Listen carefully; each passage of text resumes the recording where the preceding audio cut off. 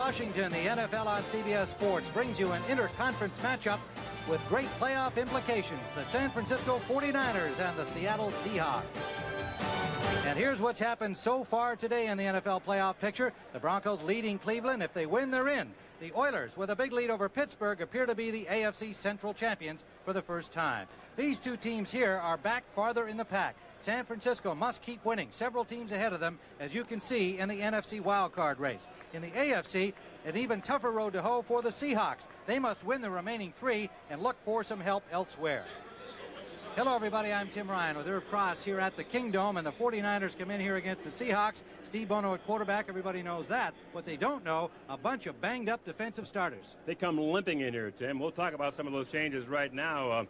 Jim Burt will start at nose tackle for All-Pro Michael Carter, and, of course, Burt's coming back from injuries himself. And Tim Harris today will start for Charles Haley at linebacker, and Haley has been the team's top pass rusher for some time. And up front, Larry Roberts will be starting for Kevin Fagan at right end. Darren Jordan will be starting for Keith DeLong at linebacker. And then in the secondary, Kevin Lewis will be at left cornerback for Merton Hanks. So they're all banged up. They are indeed. Now, the strength of the Seahawks all season long has been their... He's having an outstanding year for the Seahawks. The rookie, Spencer Tillman, Dexter Carter are the deep men. And we're underway. It is Carter from about the 3 and dropped at the 10. Dedrick Dodge, rookie defensive back, first-year man out of Florida State in the World Football League, makes the tackle at the 10-yard line. So Steve Bono making his 5th start at quarterback for the 49ers. Last week, 347 yards, 27 of 41 against the Saints. Wallace, McIntyre, Sapolo, Roy Foster, Harris Barton, and Brent Jones across the front. Carter and Rathman, the starting running backs. Rice and Taylor, the wide receivers.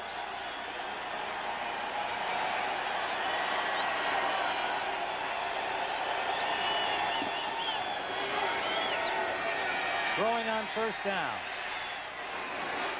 It's complete to Rice, hit immediately.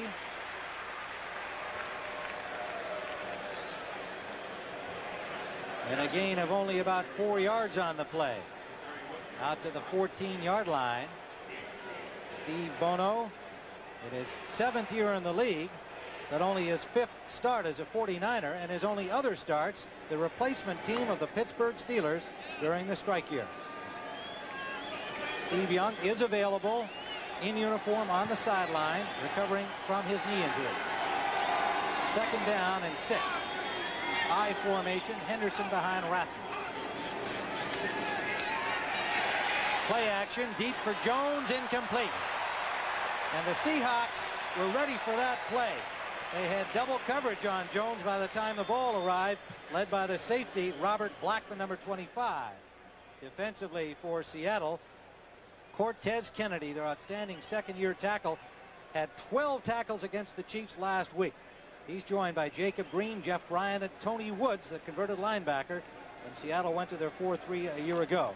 Wooden, Como, and Rufus Porter. Como in there for the injured David Wyman. And the secondary, Harper and Hunter. They're tough on the corners. Robinson and Blackman steady at safety. 3rd down and 6. That's complete to Henderson, and he has a 49er first down. The running back sneaking out of the backfield effectively and finding a big hole over the middle. Irv. A pass like that, of course, gets a quarterback going, too. Yesterday, Henderson told us that particular formation where they have 3 wide receivers in the game, and he's the setback, is called Zebra. And that's basically a passing set for them. He's made a lot of key plays for them this year, and boy, how explosive he's been for this 49ers. So the 49ers come from their 10 to the 31, first down, opening series. Denver has defeated Cleveland 17-7, and the Broncos are in the AFC playoff picture. On first down, Henderson.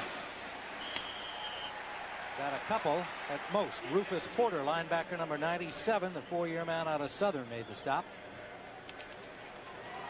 Keith Henderson, the leading rusher for the 49ers, 545 yards coming into the game. And George Seifert, the head coach, acknowledges that he is their running back. Rathman is the designated blocker. Dexter Carter is the special situation back.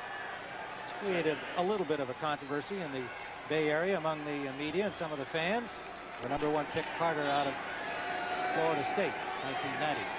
Bears keeping pace in the playoff situation. Good catch by Henderson of a low ball from Bono, but again, good coverage by Porter. And getting help from number 25, Robert Blackman. A gain of about a yard at most. It'll leave 3rd down and 7. Brent Jones comes in. Mike Sherrard comes in for the 49ers. They'll have 3 wides. And Dallas defeating New Orleans. Steve Walsh again the quarterback for the Saints today, and the Cowboys having themselves an outstanding year. The Saints, meanwhile, trying to clinch the NFC West, the NFC West, lose their 4th in a row. Bono is sacked. Jacob Green. The ball is loose, but I believe they're going to rule it down. But it'll be 4th down, San Francisco. Joe Nash came up with a loose ball.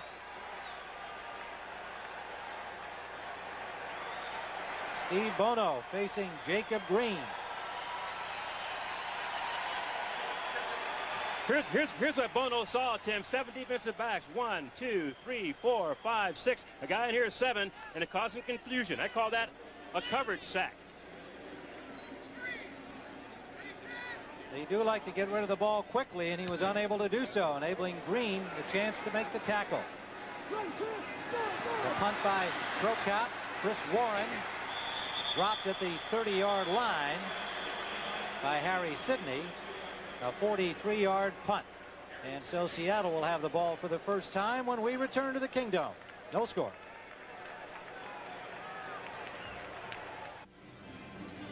Tim Ryan with Irv Cross at the Kingdome. You're looking at Chuck Knox, who's had such a successful career everywhere he's been, struggling this year, and some talk that he may not be invited back next year.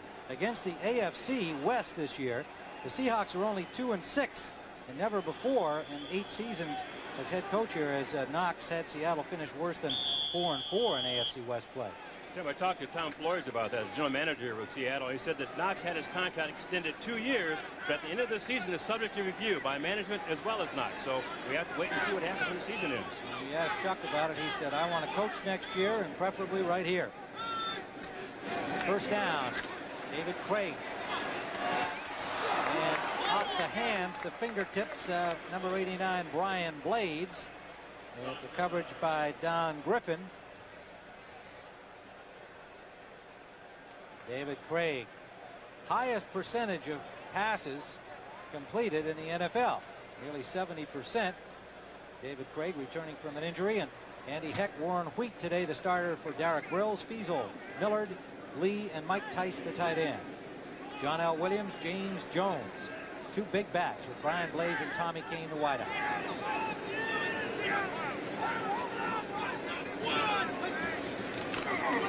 On 2nd and 10, that is James Jones, and not much. Lucky to get back to the line of scrimmage. A swarm of 49ers around him, led by Jim Burt, the nose tackle, and Tim Harris, the linebacker. Well, we talked at the opening with Irv Cross about this banged-up lineup. Pierce Holt, the only starter among the front 3. Burt and Larry Roberts. Of course, Roberts does play a lot anyway, even though he's not the starter ahead of Fagan. Harris and Jordan are backups in there. Walter and Romanowski are the normal starters in those positions. In the secondary, Griffin, Bowles, and Waymer. Kevin Lewis replacing the rookie Merton Hanks. And, of course, that job on the left corner belonged to Darryl Pollard when the season began, but he's hurt, and they've had 5 different men there. Craig steps up in the pocket, and he'll run.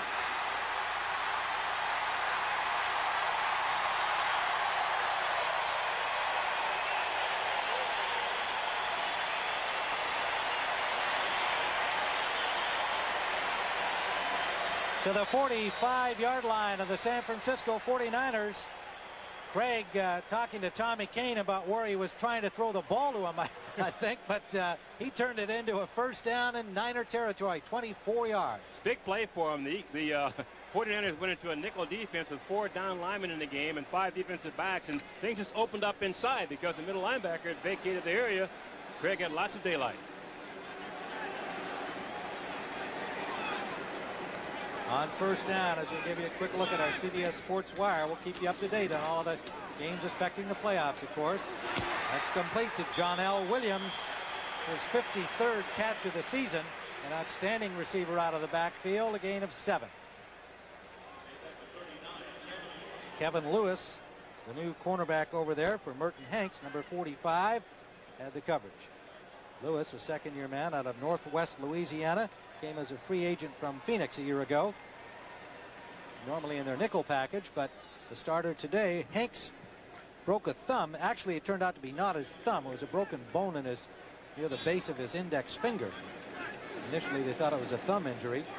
And the rookie from Iowa is in uniform, but will only be in there in certain situations today. Second down, a long 3. That is James Jones, first down. Seahawks. Tim Harris made the tackle. Good looking run on Jones' part, Tim. He's really started to have the Seahawks running game come back. It really died, frankly, at the beginning of the season. Jones, who came in here from a trade from Detroit, came in with big expectations, had a problem with injuries and couldn't quite get rolling. And then last year agreed to volunteer for special teams play so he can have something to do. Now he's the primary running back, and the Seahawks running game, ground Chuck, is starting to come alive. Well, they have Derek Fenner inactive today. They're clearly disappointed with him. The guy who had 14 touchdowns a year ago. But he's sitting it out today. Williams picks a hole for about 5, maybe 6 on the play. Walter and Brown on the tackle. Well, that defeat by the Saints today has given Washington the home field advantage in the NFC playoff picture. Dallas over New Orleans, and Dallas getting to 9-5. After that great start by the Saints, they've lost 4 in a row, and it must be pointed out that most of those problems have come with the loss of Bobby Hebert at quarterback. Tim, with Washington having home field advantage, you have to favor them now to go through the NFC and win it all, because having a home field advantage in RFK with that racket out there, just like this dome here, that home crowd is 12th man for them. Second down, a long 4. 49ers jump, no flags apparent yet. Here's Jones with a lot of room. And Jones plows inside the 10.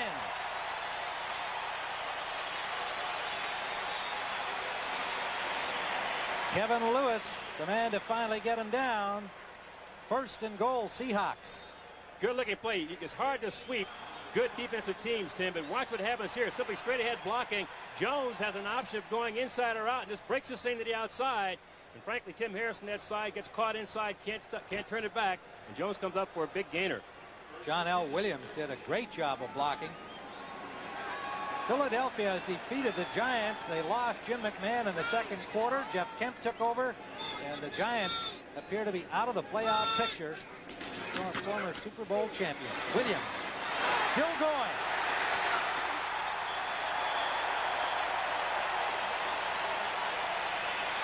Nickelback Johnny Jackson finally got him with help from Mike Walter, but Jones running hard. Boy, running hard and get off the right side of that line. The right tackle, Ronnie Lee, number 63, does a good job, as well as Brian Millard sealing things off. Good lead block there from James Jones, number 30. And Williams and Jones, who ran together in college at Florida, team up again for a big game. Williams, of course, the ball carrier, number 32 from Florida. And they are now second and goal from the 4-yard line. Indianapolis trying to get a victory today. Still tied with New England. Opening drive by the Seahawks. This is Jones. And Jones gets 3 or 4. And even though this is a banged-up defensive lineup of the 49ers, the Seahawks have to be pleased with the run blocking, which has been their single biggest problem all year. Boy, Tim, no doubt about that, but they opened up the same way against Kansas City last week. They drove the length of the field, got down to the 5-yard line and sputtered, had to settle for 3 points. This week, they made a resolve to push the ball in the end zone. They had several drives, long drives, Tim, at last week against Kansas City, that they just sputtered on them inside the 5-yard line. So here they are again, opening the same way. 3rd and 2. 3rd and goal from the 2. 571! Frank fell down and was lucky to get the ball off. I think he was tripped up more than falling down, Tim. Ted Washington, number 97, the 49ers' #1 pick, penetrated on his goal line defense. Watch number 97. You'll see him kind of skirt through there right off the right guard. Now he'll actually, he trips Over his own man. Yeah, tripped over his man. Tripped over his own man. Wasn't the defense. Tripped over his own man and barely got off the handoff. Jones got to the 1. 576. James Jones sweeping. He's got room. Touchdown.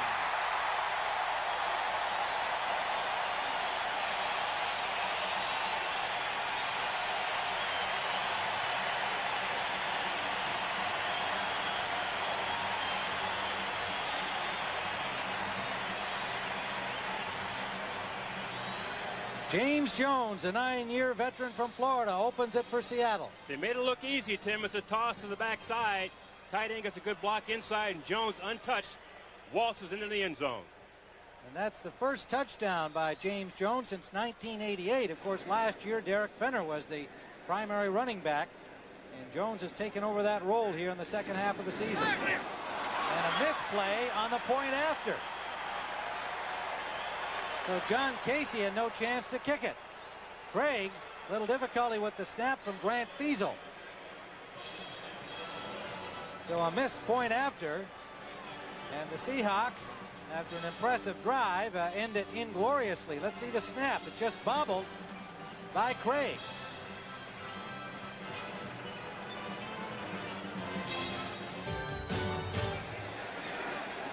Casey's kickoff taken by Carter at the 14-yard line, and he gets out to the 22 for San Francisco, where Joe Kane made the tackle, and they'll be back at the Kingdome in a moment.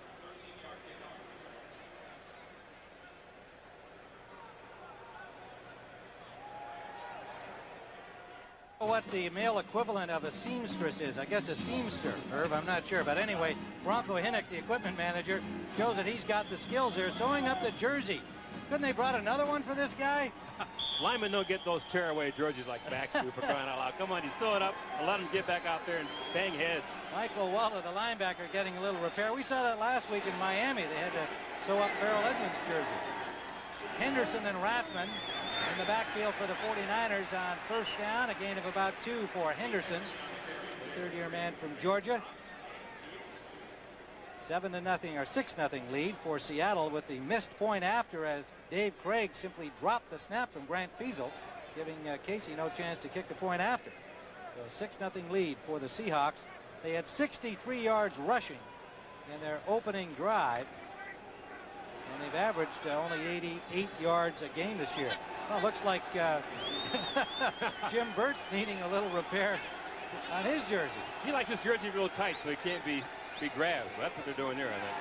They faked the pitch out, and a good catch by Taylor, who bobbled it and then came down with the ball on a first down. Niners to the 40-yard line of San Francisco. Tremendous concentration on Taylor's part. It's a quick slant where he comes about 4 yards upfield and breaks to the inside, and Bono hits him right in full stride, faking the run first, and here he comes. Now watch his concentration. The ball's up. The tendency is to look away from the ball and check the tackler. Taylor didn't do that. He kept his eye on the ball for the big catch. He had lousy concentration when the ball first arrived, though. Yeah, but he got his attention in a hurry, I'll tell you that, after it hit his hands. Patrick Hunter put the hit on him, and he came up with a good second effort. Henderson, nowhere to go. Held for about a yard on the play as Tony Woods and Rufus Porter combined on the stop. Woods, the former linebacker, number 57, now a defensive end in the new 4-3 installed a year ago by defensive coordinator Tom Catlin. They really like this 4-3 here. Jacob Green was telling us the other day that he felt that his career has been extended because of the 4-3.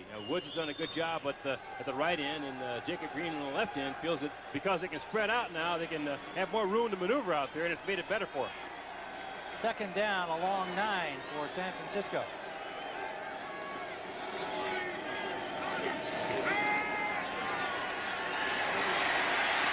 Bono just gets it away, incomplete. Pressure from Jacob Green, but mainly good coverage downfield by that solid secondary of Seattle.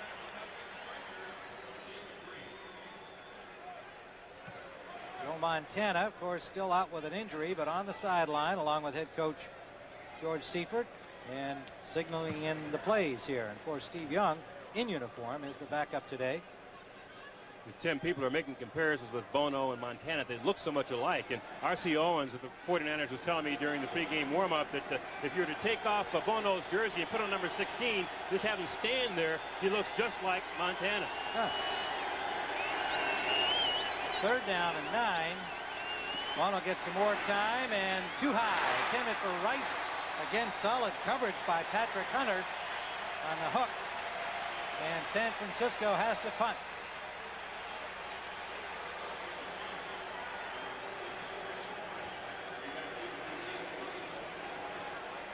Joe Prokop comes on, the punter number 4.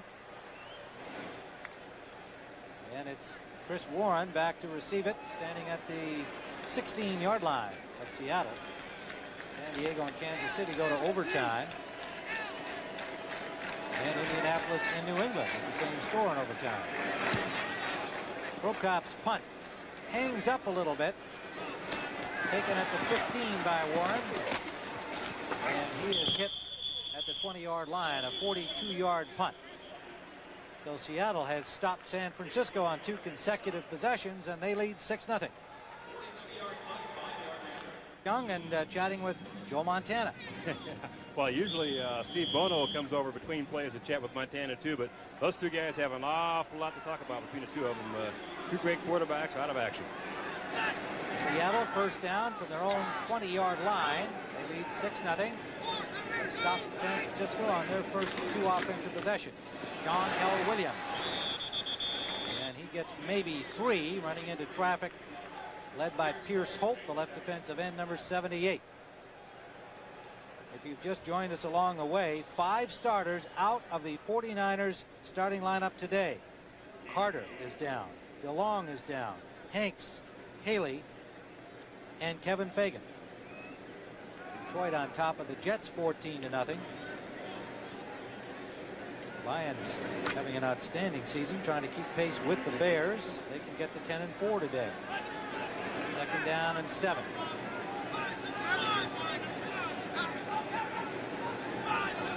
Tommy Kane in motion. Williams met in the backfield. The blocking broke down that time. On that first drive, the Seahawks had 5 first downs rushing. That's something they haven't been able to do. They have stopped there. Tim, they haven't been able to do it, Tim, because Jim Burt, at nose tackle, is having quite a confrontation here with the center. Now watch this time, he beats him. Center trying to block down a double team, actually, and Burt beats that double team block. Millard, last man on him, a little roll fold in there and makes the play. On the plays before where the Seattle Seahawks were able to start at the center and roll over to the outside, they're able to do that because the center, Grant Fiesel, was handling Burt on the nose. 11 years in the league, Jim Burt, the former New York Giant, coming off injured reserve last week. Flag on this play, first of the day. Craig going deep for Blades, and he cannot hold on. Good coverage. Kevin Lewis tracking him, and then the safety, Todd Bowles, coming over as the ball arrived. Of course, Todd Bowles is playing with a cast on his arm. You'll see he'll come and make this play at the last second. Number 22 from his safety position. Actually, Blades had that ball in his hand, should have made the catch, but Bowles kind of wipes things up there. As he and Kevin Lewis double team the receiver. But Bowles has a sprained left wrist and has a heavy cast on his arm. And I said, "Gee, how are you going to play with that?" He said, "Well, I'll just go with it." I said, "What about interceptions?" He says, "Well, I'll just go with it." There was a penalty against the Seattle Seahawks for illegal motion declined by the 49ers, and that brings the punter on, Rick Tootin, for the first time today, averaging 42.6, replacing the injured Rick Donnelly as the kicker for Seattle. Good kick. Taylor nowhere to go. He's dropped at the 21-yard line by Nesby Glasgow. And back up at the 40-yard line, we've got a little scuffle going on here early, and flags fly.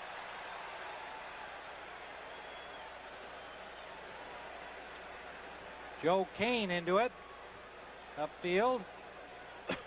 Pardon me, along with Mitch Donahue, 2 reserve linebackers.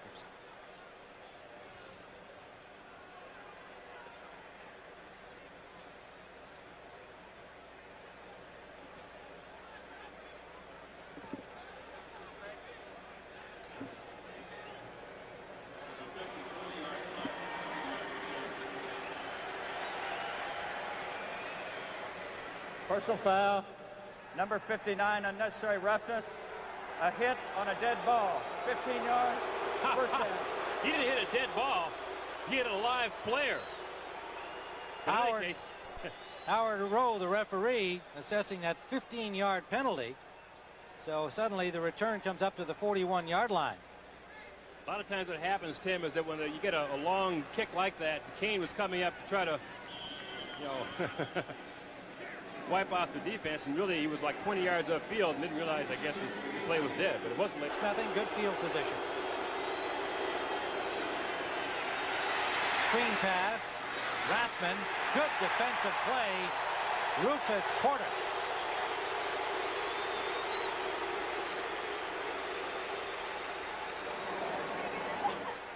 This is an outstanding play, Tim. The one thing the Seahawks do well on defense, among many things, is tackle well in the open field. Number 97, Rufus Porter, coming from his outside linebacker spot, had 2 or 3 things to concern himself about. One, get outside of the screen so the receiver doesn't get outside of you. And secondly, make the tackle one-on-one. And boy, did he ever do it.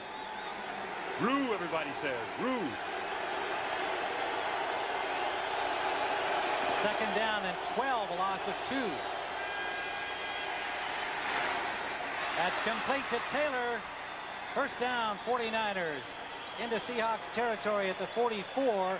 Eugene Robinson, the safety on the tackle, but a 17-yard gain. Got to really be careful, Tim, with a play like that. Taylor makes a lot of big plays for the 49ers, catching that 4, 5, 6-yard quick slant, or maybe the 8-yard turnaround, and then breaks a tackle and just flies out of there. Patrick Hunter misjudged the play. Time winding down first quarter here at the Kingdome. A quick quarter, mainly because of that opening drive by the Seahawks. And so at the end of one, this pictures down from upstairs in certain defensive situations involving the 49ers. And last year, 16 sacks. This year, only 5, bothered by an injury, but most people feel also somewhat off his feet, periodly. Just not playing up to the same standard as a year ago. He's been a little disgruntled this year, Tim. Ronnie Lott was a real good friend of his. Of course, Lott's now with the Raiders down in Los Angeles, and he was a little upset about that. And he has been a little squirrely this season, but he's had a hamstring pull. He's a speed rusher, and if you can't rely on your speed to beat people, it's very difficult. And I think that's been his biggest problem. Now we've got up to the NFC. 15 minutes a quarter is what it's always been. They had some high school football games into this weekend. I wonder if they played 15 minutes or 12. They had a full day of championship high school games played here at the Kingdome yesterday, and going deep. Coverage is there, and Rice pushed off on his man. This will be interesting to see this call. Dwayne Harper had the coverage. When the ball came down, it sure appeared to me that gave the defender a push. What do you think? That's your department, Irv. You know the way I see it. I thought it was offensive pass interference. So did I. Harper, number 20. And it is. Good inside position. Okay. They saw the same thing we saw. Take a look at the play. Bono heaving this one deep. Play action first. Faking the run to Henderson. And then trying to go. See how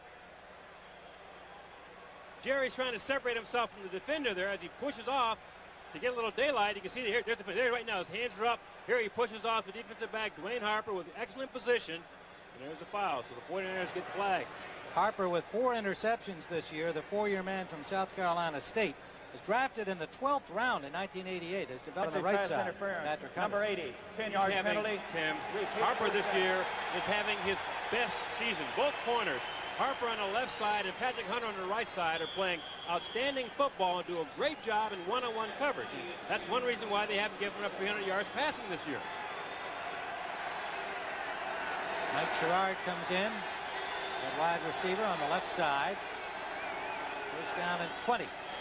Deep drop this time by Bono. Short pass, complete to Sherrard, and Sherrard gets only about 4. Seahawks have just been brilliant thus far defensively. This time the linebacker, Terry Wooden, picking up the short pass route. Number 90. Very active football team, Tim. The linebacker is a little undersized, so Porter is only 227, and Como is only 239, and that guy right there, Wooden, is only 236. So they're not real big linebackers, but they're quick people and do a good job on individual coverages and coming out, picking up people out of the backfield. Como, a former 49er, re-signed after being cut by Seattle. David Wyman out on injury, and they're lucky to have Como back. That's complete to the tight end, Jones. Brent Jones, he'll be short of a first down by about 2. It'll leave 3rd down and 2 San Francisco at Seattle's 36-yard line, a 13-yard gain. Brent Jones was telling us last night when we talked to him that when I saw the game plan this week, my eyes really lit up because I saw a lot of patterns in there for the tight end. He said, I was really, anxious to see how things would work today. And he's going to be working on that strong linebacker quite a bit all day, trying to find out which way he's going to allow him to release. Can he get inside or outside? When he goes inside like that, they get the quick look-in pattern. Dave Craig watching from the sidelines, hoping for the defense to stop them right here. Dexter Carter in motion. Quick pass for Carter, and he's got it, first down. Bono right on the money to Dexter Carter to the 32-yard line. Harper made the tackle. Dexter Carter, of course, has been used basically as a situational type back. Oftentimes will start a game, but not really be the running back because Henderson's the guy who's going to carry the heavy-duty weight running the football. But this guy right here is a breakaway back with great speed, and pretty much like he's just kind of an all-purpose type back. Does a good job catching the ball out of the backfield and big game breaker. 2 touchdowns last week against New Orleans, a 98-yard kickoff return, one of them. Henderson, he's the main horse running the ball. He gets about 3 on that play. Terry Wooden made the tackle. Talking about Henderson being a horse, yesterday he came in our meeting with tattoos all over his body. He's got tattoos on his arms, he's got tattoos on his leg, and he had a shirt on, Wild Thing. Remember the movie Major League? Yeah. He says, I call myself Wild Thing now. He really liked that movie, and the guys who played in it, where's the lyric and everything, and really started to express himself. He's very happy this year the way things are going for him in that 49er backfield. 2nd down and 7.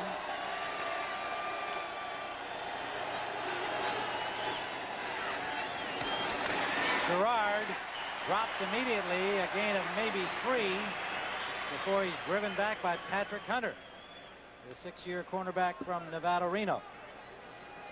Good work again, number 27, Hunter in the right corner. Tim, an open field tackle like this is difficult for a defensive back to make because, first of all, he has to check to see where the ball is, and then, of course, zero in on the receiver. Now, watch when he makes contact there. His head is right in the middle of Sherrard's body. Can't miss. Good open field tackle.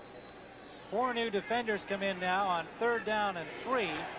First really critical play for the 49ers, trailing 6-0, 3rd and 3 at the 25-yard line of Seattle.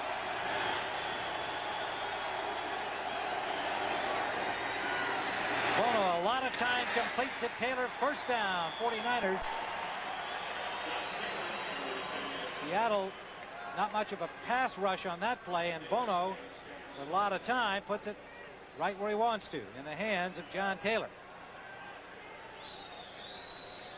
Quick delivery, though, Tim. Most of his drops are 5-step drops. So he has a long stride. He said, I can't go back more than 5 because I get so deep in the pocket. So the coaches want me to stay with a 5-step drop. And even with 5 steps, sometimes I get about 7 yards deep. But he wants to go back 5 steps and then reduce his delivery to about 6 yards as he steps up into the pocket. And his timing and rhythm is really outstanding. Coach Siebert said the offense with Bono at quarterback now is in sync. Jamie Williams comes in, double tight ends. With Brent Jones going to the corner, and it's complete. Rice driven out of bounds at about the 1-yard line by Dwayne Harper. And Bono, a 15-yard gain, has been very sharp passing the football. Good timing again, though, Tim. We talk about being in sync and on everything. As Jerry Rice made his break, that ball was well underway. And really, the defensive back, who had pretty good position, didn't have a chance to be able to make a play. And look at this. The ball boy on the sideline gets dunked, does a full roll. He's okay. He's got a big smile on his face, rolled out of there, and he's ready to go. Okay. Sidney and Walls come in now for this 1st and goal, 49ers. Sidney in the backfield, Walls at tight end.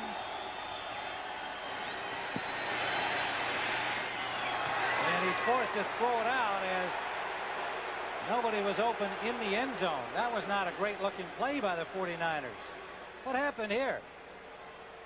Well, I think he wanted to go to Jerry Rice, but after he set up to throw the ball, you'll see number 80 in motion there. He'll break out to the right side of his screen there. He'll be down near the sideline. Now he gets pushed out of bounds. Now once he goes out, he can no longer be a receiver. Hunter knew that. That's why he pushed him out. Once defensive backs do it all the time. Push receivers out of bounds, they're ineligible. So Bono just threw it away. There's old Tom Cat, I call him Tom Cat, Tom Catlin, the defensive coordinator for the Seahawks. He was my defensive backfield coach when I played for the Rams years ago. 2nd and goal, 3 tight ends in. They're going to run it. Sidney forced wide, and he is stuck.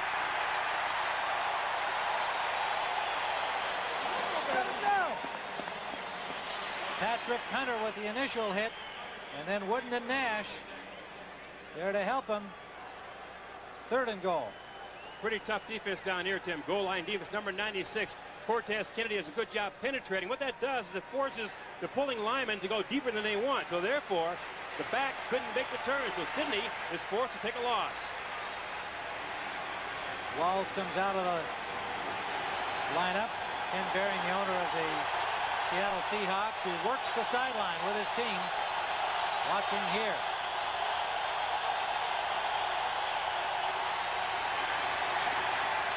Touchdown, Harry Sidney. Wide open in the end zone, the fullback. And the 49ers with a chance to go ahead with a point after.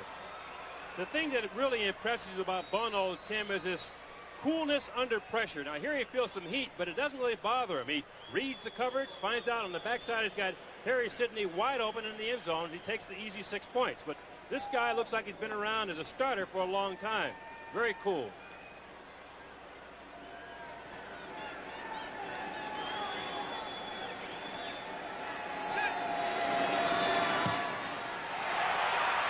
Mike Cofer with a point after, and the 49ers now lead it 7-6. In the green sweater is Seahawks owner Ken Behring, and he doesn't like the look of that touchdown. Well aware of that too. Seattle in particular, players are telling us over the weekend that we can't concern ourselves about anybody else. We have to win our last 3 games and see what happens after that. So they're going into each game, particularly this one right now, as if this were their playoff game today. 7-6 with the point after good. The Seahawks missed theirs when Craig dropped the ball. Bono now 13 of 18 and had 8 in a row prior to the miss intended for Rice near the end zone, but he connected to Sidney for the score. Warren, reverse. And the 49ers cover it well. Derek LaVille.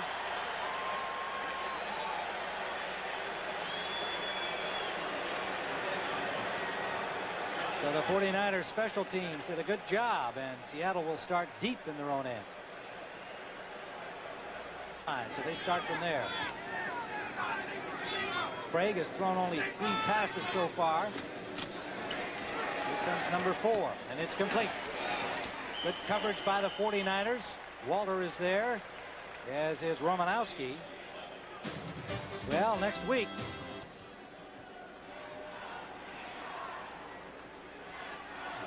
second down and 8 from the 12-yard line. Williams and Jones, the running backs. Tommy Kane in motion. Craig finds a tight end complete to McNeil. First down, Seahawks. Travis McNeil, the 3rd-year man from Tennessee, Chattanooga. McNeil doesn't catch very many passes, Tim, but he's getting more and more involved in the coverage. Now, number 90, Darren Jordan, is a linebacker on the inside responsible for picking him up here. Now, he's playing a key role today for the 49ers because he's in there for Keith DeLong, who was perhaps their best linebacker in recognizing running defenses, and, of course, does a pretty good job in pass coverage. So, Mr. Darren Jordan has some big shoes to fill today. Jordan, a 2nd-year man from Northeastern. Over in Plan B this year from the Raiders, getting the start with all these injuries to the 49ers defensive starters. James Jones, nowhere to run. got back near the line of scrimmage. There'll be a loss of about a half yard on the play. Ted Washington made the tackle. For an NFL update, let's go to Greg Gumbel in New York. They could also move into a tie with New Orleans atop the NFC West. The Saints losers of their 4th in a row today. That one nearly picked off. The receiver slipped. Oh, gee. That came through there like a dart. Darren Jordan, the linebacker on the strong side of the formation, really didn't expect to find the ball come through that way. He's going back in his drop. Here's Craig's delivery. Going back in his drop to pick up the receiver. The receiver simply fell, and the ball hit him right in the stomach. Oh, boy. Tommy Kane slipped down on the artificial turf here in the Kingdome. Great chance for Jordan. Instead, it's 3rd down and 11.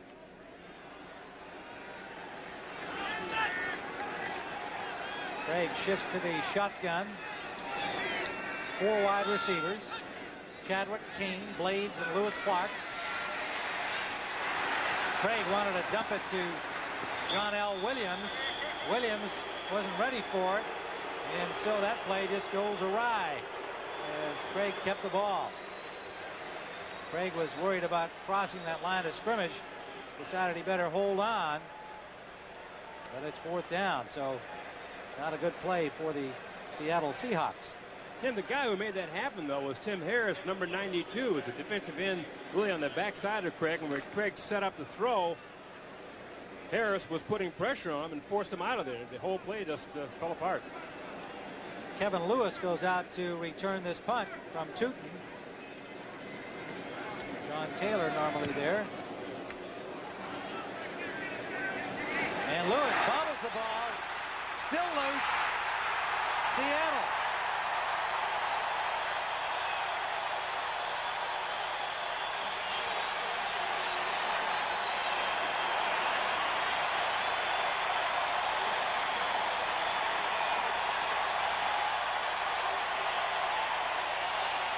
James Jones came up with a loose ball. Lip readers noted the disgust of Coach George Seifert, no doubt. The key here, though, Tim, is that John Taylor was not back there returning this kick. He normally returns punts for the 49ers. Lewis just simply misjudged the football, couldn't get a handle on it, and boy, what a big turnover. That's a muff. Never quite held the ball, didn't have possession of it. No possession, no fumble. That's a muff. But the Seahawks have recovered it for a big gainer. 1st down inside the 30 of San Francisco, trailing 7-6. Seifert is furious.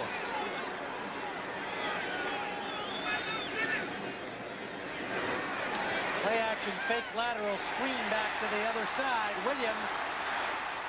Nice looking play, close to 10. Darren Jordan and Ted Washington on the tackle. Washington getting time on the nose, the rookie from Louisville. John Taylor is on the bench and evidently was not on the field because they were attending to his leg. And so he was not on the field for the punt return. Instead, Kevin Lewis, the cornerback, sent out to do the duty and unable to do it. James Jones, the man who came up with the ball. What a pro he is. He'll do anything you want for him. Still playing on the special teams, even though he is now the starting running back. Williams diving for the 1st down. Inside the 20. Talking about players from the Seattle team, we were talking to Dave Craig yesterday, Tim, and he really impressed us with his in-depth knowledge and understanding of the 49ers. He started reeling off all sorts of numbers about the 49er defense. Stats that he had at his fingertips, not just knowing the personnel, but knowing exactly what their stats were in all of the defensive categories. Very impressive.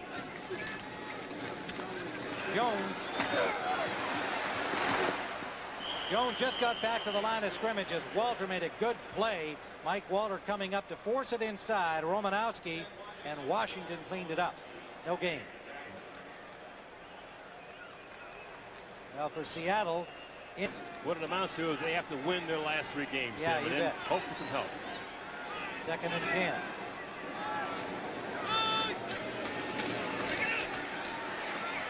Deep to the corner, Kane can't get there.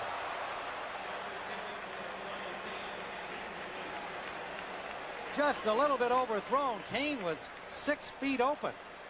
6 feet open, but the thing Craig is concerned about now is that he knew the high probability would be that the 49ers would run a blitz on this part of the field. They did. Number 81, Tommy Kane, broke free. Should be an easy catch, but the ball was overthrown. That's one they may not get back.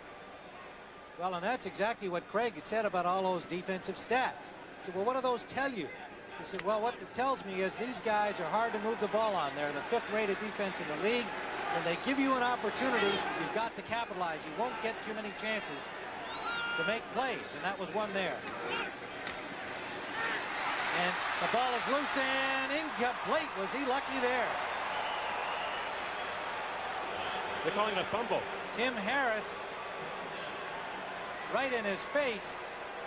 And it's no, I think it's an incompleted pass, but it was very close to not having the arm go forward. Yeah, well, it wasn't an incomplete pass. We saw it that way, too, but I thought I saw the official point to the ground at that spot. But anyway, here comes the pressure. Number 92, Tim Harris, the first man to show, and forced Craig to step. Actually, he hit his arm. That's a forward pass. Could have been intercepted, but not. Couldn't hang on to it. And the 49ers, again, as Craig was telling us, once you get a break with this team, you don't want to blow it because you might not get a second chance. That was Dennis Brown, number 96, who had a chance to intercept. Second-year man from Washington. John Casey going for his 13th in a row, and he makes it.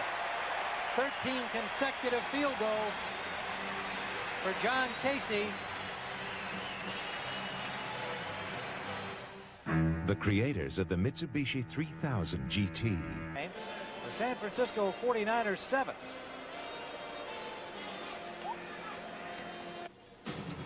Coming up on the NFL Today, Dockers halftime report.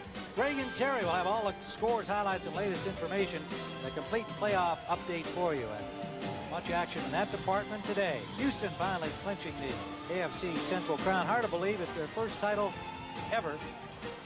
And Warren Moon and company will be tough the rest of the way. You'll find out everything that's going on in the NFL today when Greg and Terry come up at the end of the half.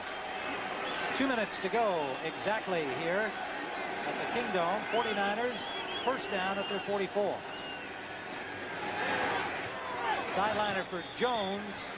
Gonna look like he just threw that one out as he had some pressure inside, and Jones well covered by Harper.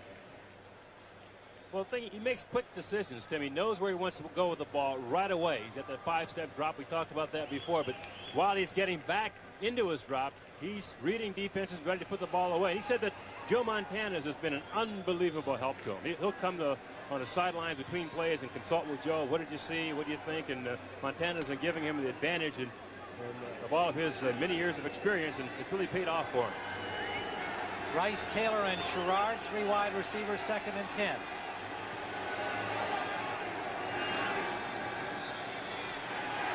Complete to Taylor. Taylor has another first down. San Francisco to the 41-yard line now of Seattle.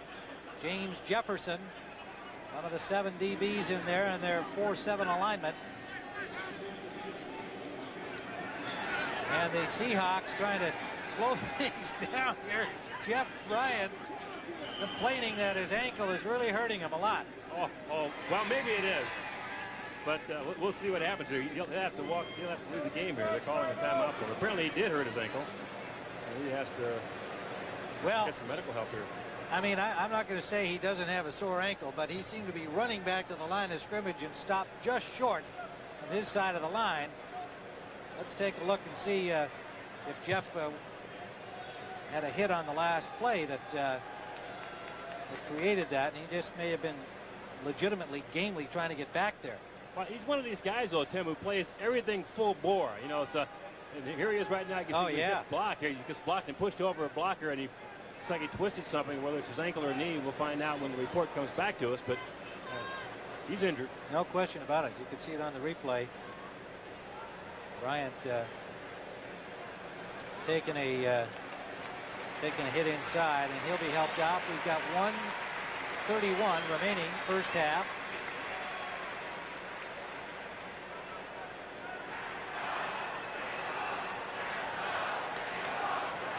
Well, there's that San Francisco pass offense, so typical of the Welch-Seifert style. 12 of those completions by Bono so far have been under 10 yards. They're the effectively running plays for the San Francisco 49ers.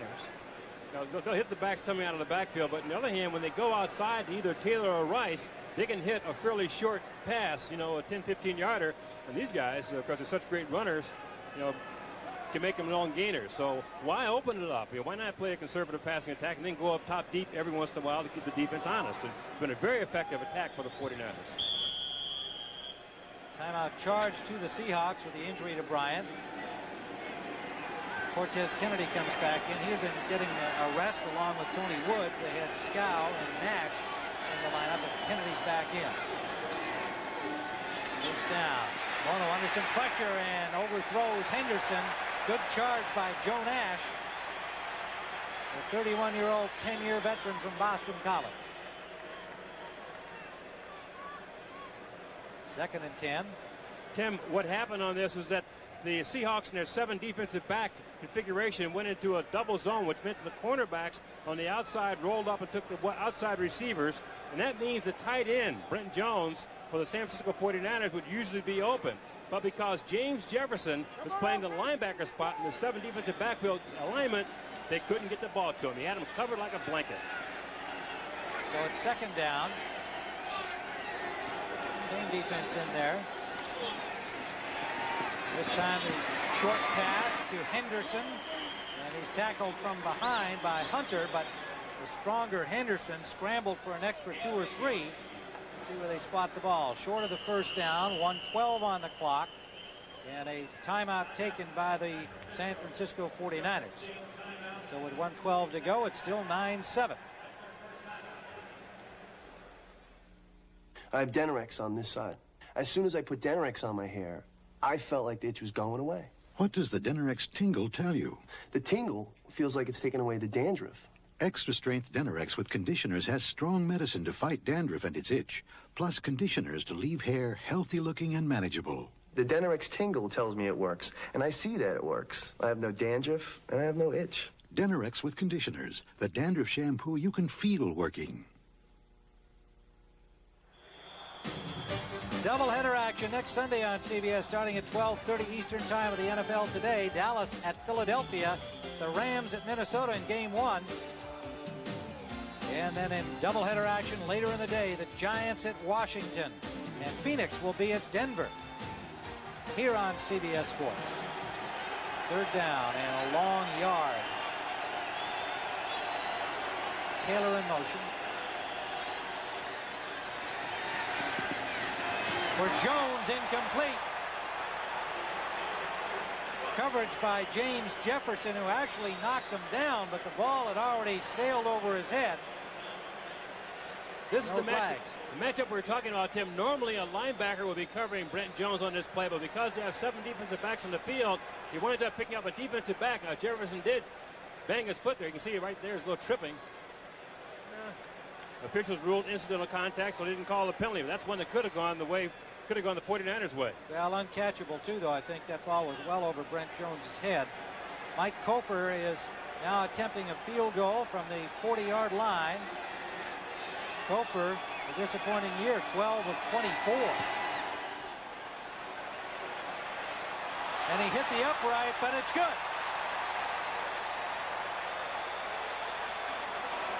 Kofer bounces one in. And the 49ers are back in front.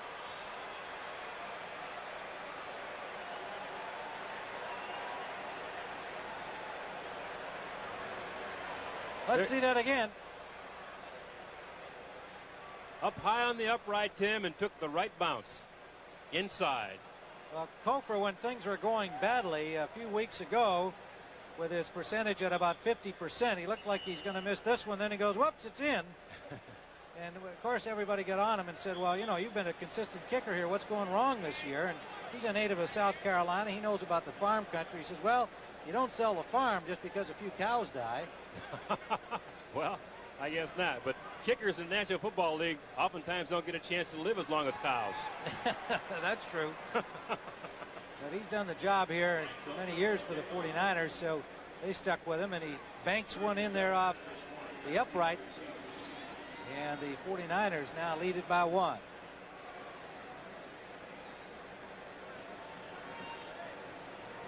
.102 still to play.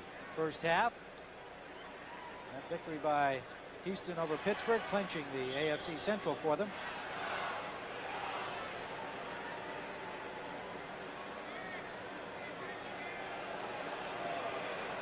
A 40-yard field goal by Mike Kofer. And a 10-9 49er lead. Kofer will kick it off. Chris Warren and Derek Lavelle are back. Line shot, caught nicely at the 25-yard line. Mike Tice, the tight end. And a good return to the 43 of Seattle. And a full 56 seconds for Dave Craig to make something happen here. Todd Bowles made the tackle. 2 timeouts left for the Seahawks. They had to take one on the injury to Bryant. This is the kind of position most teams practice in their 2-minute drills, Tim. They'll have 2 timeouts, 2 minutes left to go in the ball game, and about 60 yards from the goal line. This is something the Seattle Seahawks can do automatically. I think I called Kofer's field goal a 40-yard field goal. It was a 50-yard field goal, of course. Craig setting up the screen for John L. And Williams, nowhere. Loss on the play. Dave Waymer, the man to finally bring him down. And they lost 2 or 3 yards.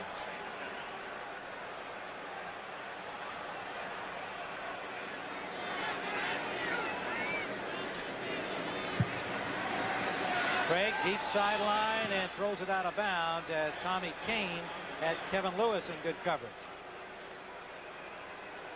Tim Harris with the rush on the quarterback, Craig.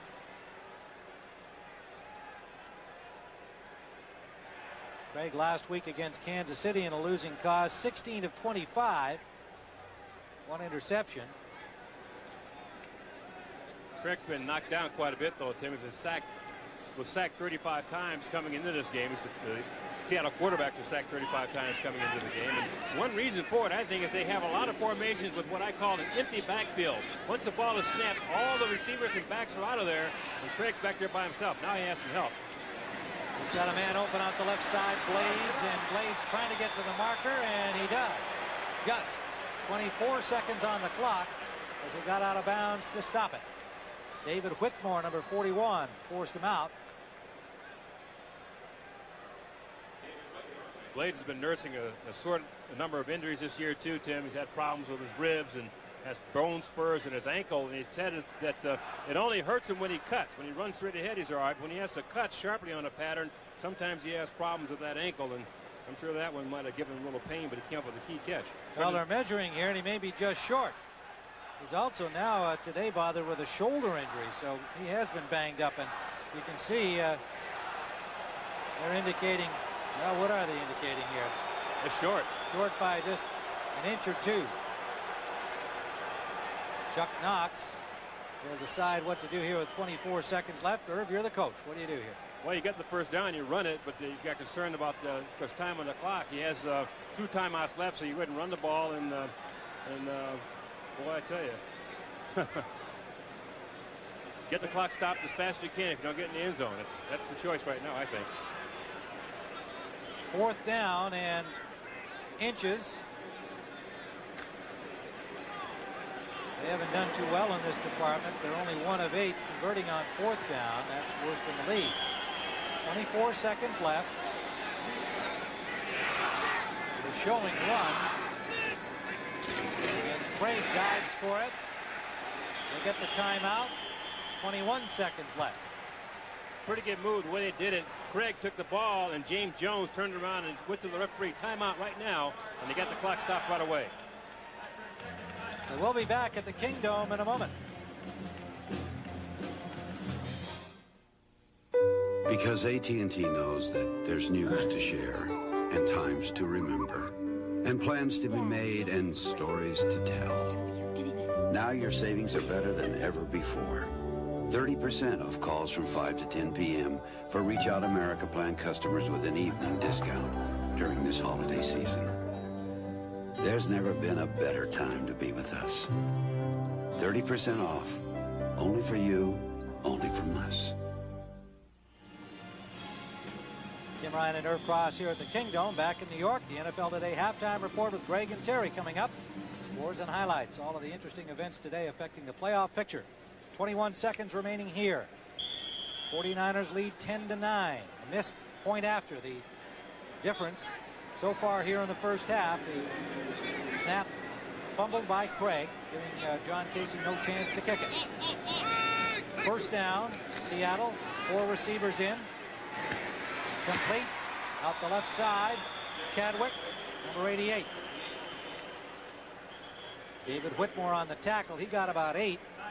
Timeout call by Seattle with 14 seconds left.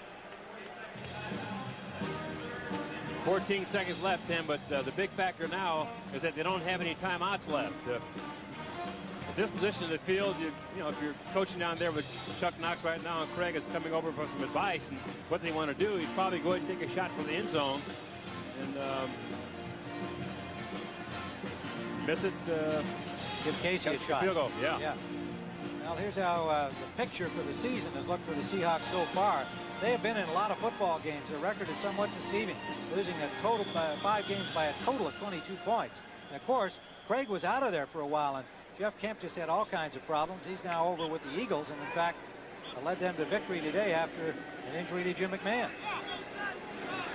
Kane, Thomas, Clark, and Blades are the 4 wide receivers. Doug Thomas, a rookie from Clemson. Sideliner, that's complete. Lewis Clark, first down and out of bounds with 9 seconds still to play.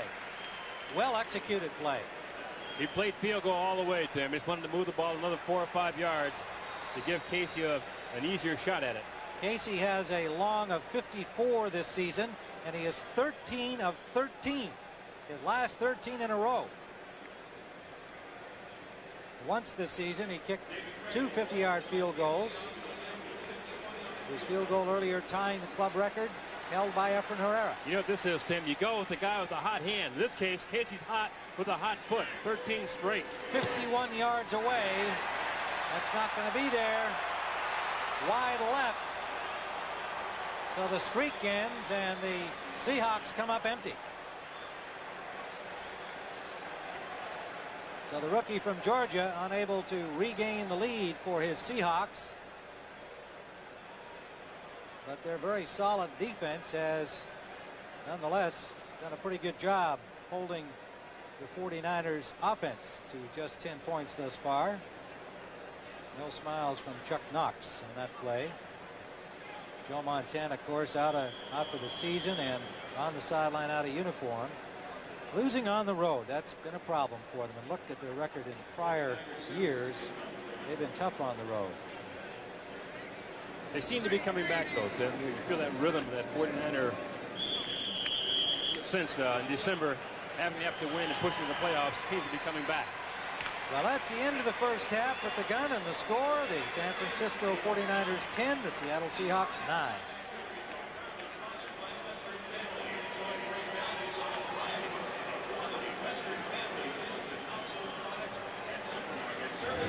CBS Sports coverage of the National Football League is sponsored by Mitsubishi. The word is getting around. Sony, where imagination and innovation create the ultimate in sight and sound. Energizer brand batteries, they keep going and going. And by Bud dry brewed so it drinks light yet satisfies completely.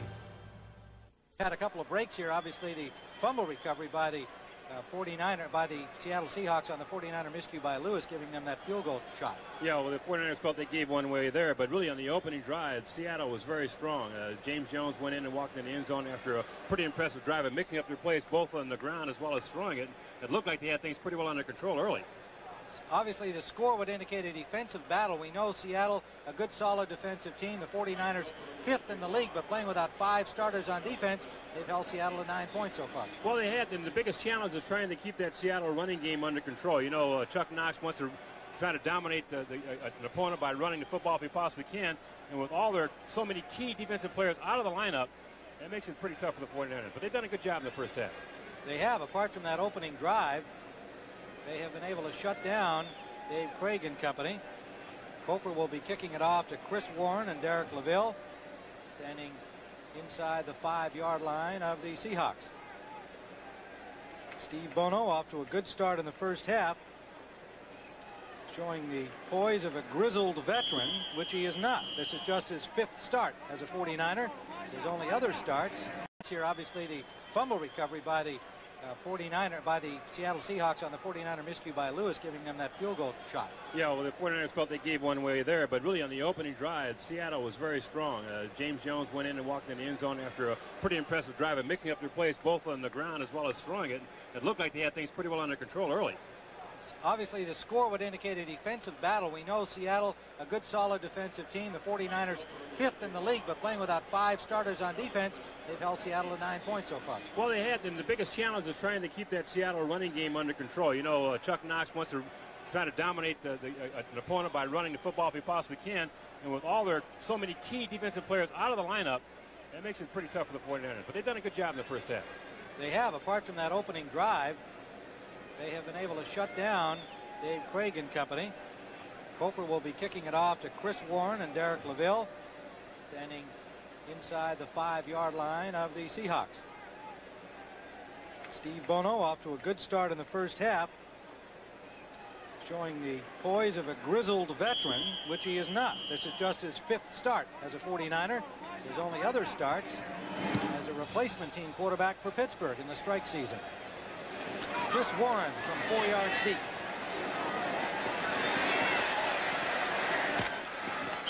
Good pursuit by the 49ers. Harry Sidney, an outstanding special teamer, makes the hit down at the 14-yard line.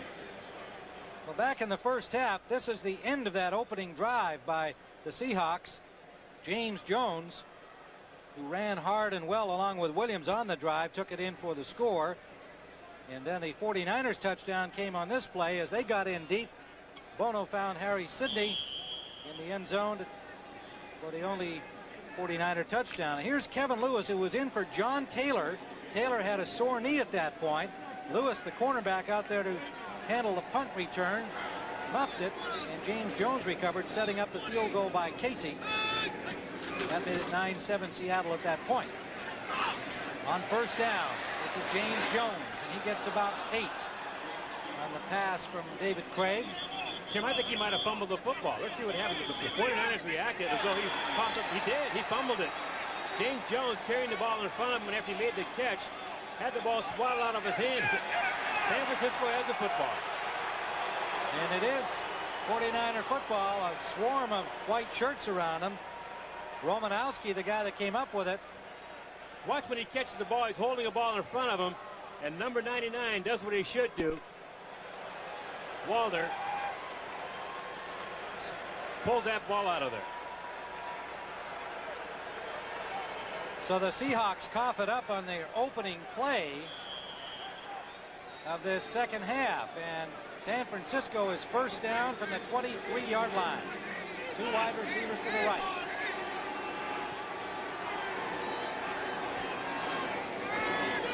Carter to the 12-yard line. Eugene Robinson made the tackle. You don't usually see Dexter Carter in the offense inside the 20-yard line. Tim, it's one of his complaints during the course of the year. He said, I haven't scored very much because when we get close to the 20, they take me out of the football game. But this guy is an AstroTurf type runner. You know, he's very quick on this kind of a surface, has good explosive speed straight ahead anyway. So I think Coach Seifert decided, okay, today is your day to go ahead and try to punch it in there for us. So Carter comes up with a big gain on first down. Jeff Bryant has returned to the lineup defensively from the ankle injury suffered in the first half. Play action for Bono. Bono's got running room. Takes it out of bounds at the 10-yard line. A gain of about 3. It'll leave 2nd and 7. Bono, not known as a runner, certainly not a Steve Young type runner, but showed a little speed of foot there.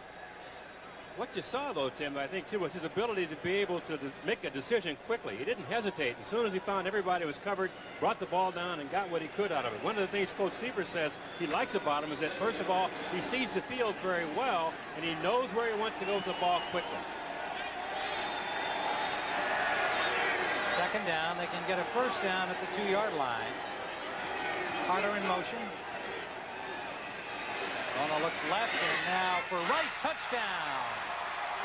Over Eugene Robinson, diving to bat it away, was under the ball, and Rice went up for it. So the 49ers strike early in the second half following the fumble by James Jones. What? He makes everything look easy, though, but Bono trying to find somebody open, finds his favorite target, Jerry Rice, coming across the face of the formation from right to left. You see number 80 appear here right now. Gets off the ground. That is a tremendous catch. Just simply jumped everybody for the catch. Remember years ago in San Francisco, Dallas, Dwight Clark, the catch wasn't quite that dramatic, but people in San Francisco know what I'm talking about. He got off the ground and made a great play. Hofer with the point after. And so the 49ers open their lead 17-9. And in 14 seasons, the all-time leader in touchdown receptions with 100 even. But that catch by Rice moved him ahead of Don Maynard. For those of you who may not remember Don Maynard, our younger members of the audience, he was a great receiver with the Joe Namath Jets. There's a Joe right there. It was a great quarterback talking to his favorite target, saying, gee, Jerry, I wish I could have been out there with you, huh? Oh, boy. Well, most of those passes, of course, to Jerry Rice came from Montana. Chris Warren returning the kickoff, and a good return. A flag flies as he gets to the 36-yard line of Seattle. Stopped there by Mitch Donahue.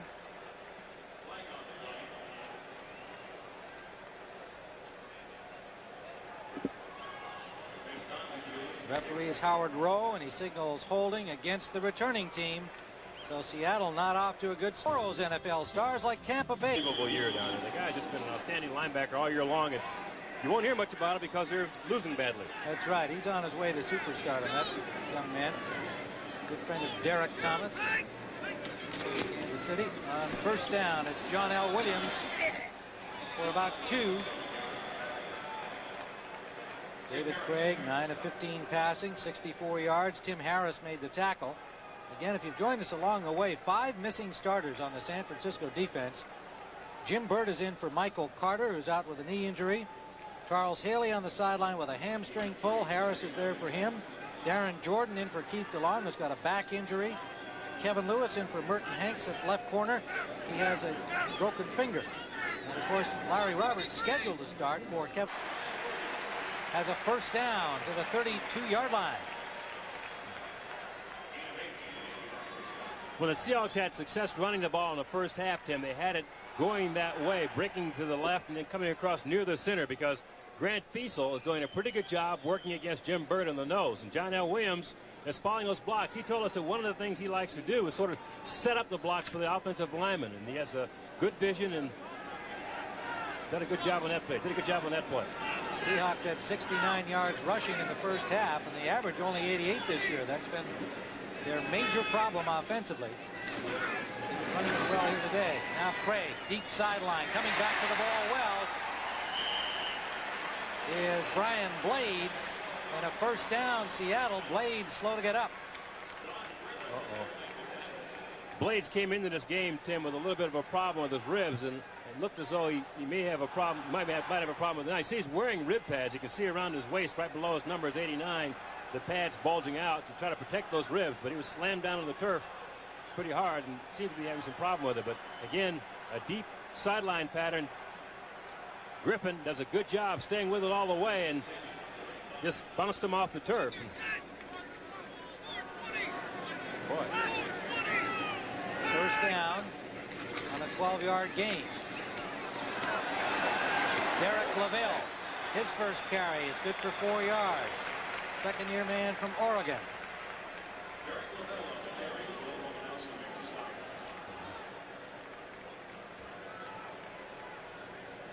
See what's happened to Blades this year, Tim. The first 7 games this year was very effective with the offense. And in the last 6 games, after he was banged up, particularly with those rib problems, you can see he's been fairly quiet. And today, rib problem seems to be recurring. Lewis Clark has come in to replace him, number 84. 5-year man from Mississippi State. John L. Williams takes it outside. First down and a few more for John L. Williams to the 41-yard line of San Francisco. Now for an NFL update, let's go to Greg Gumbel in New York. All right, Tim, in Tempe, Arizona, the Redskins are finally on the board. In the third quarter, Mark Rippon, play action, 4 yards to a wide-open Terry Orr. They cut the Phoenix lead in half. It's 14-7 Cardinals. Tim? Cardinals not having a good season in the record department. 4-9 going into that game, but they have not given anybody an easy game all season long. Joe Bugel just makes them scrap and fight. Got all kinds of quarterback problems, including Tim Rosenbaugh at the beginning of the year. They make you play hard to beat them. First down. They fake the reverse. Lavelle keeps the ball, but he's got nowhere to go. Excellent defensive reaction by the 49ers. They didn't buy it, and they buried it. What you saw was a veteran defense and a well-coached defense, Tim. Normally with a play like that, you would reverse yourself and go back with the back coming across the backside of the formation. From your left to the right, you'll see the ball's tossed off here. And number 20, Lavelle, instead of handing it off to Brian Blades, keeps it. The 49ers don't go for it. The key man there really was number 99 for the 49ers, Walter, who forced everything back inside. Jim Burt wound up making the tackle. Second and 10. Looking on the play. 2 setbacks in there. Craig incomplete. Didn't get enough mustard on it. Intended for the tight end McNeil, but he had Pierce Holt putting the charge on him. Well, that's why he couldn't get the mustard on it, Tim, because Pierce Holt was coming right up the pike. And what Craig wanted to do was step up in the pocket and deliver that ball, but because Holt applied so much pressure, he couldn't take a long step to get in there, and therefore the ball just sort of flooded out. And watch, you take a look at it. Number 78 will come up inside. You'll see he's pressuring the guard around a base, pushing back, and there he goes. Now, see, Craig can't take a full step, and that's what caused the bad throw. Good job by Holt. Third and 10, they go to the shotgun. Blades in motion, joining 2 wideouts over there. Craig is flush.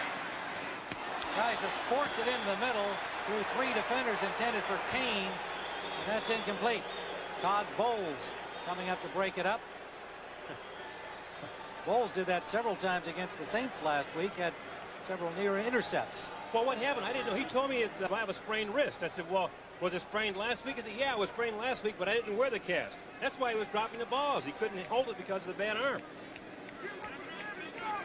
Game display by Todd Bowles, a former Redskin. On 4th down, Rick Tootin into punt to John Taylor. And Tootin trying to angle to keep it out of the end zone, and it's fair caught by Taylor at the 13. So San Francisco will start deep in their own end, leading 17-9.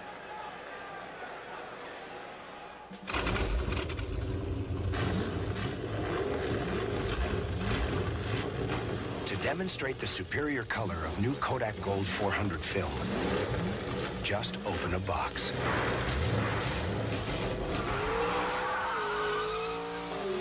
It has the richest, most vivid color available in a high-speed film.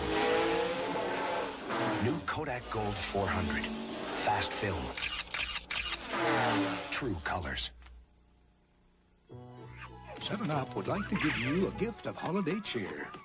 Just clip 4 proofs of purchase from 2-liter bottles of any refreshing 7-Up product. Take them to Toys R Us. And for just $19.99, you get the new Spot Game Pack for Nintendo Game Boy. A $5 savings. Just in time for Christmas. Put 7-Up in your holiday and make the season bright. This holiday season, give him a gift that will help bring you a little closer. The revolutionary Gillette Sensor.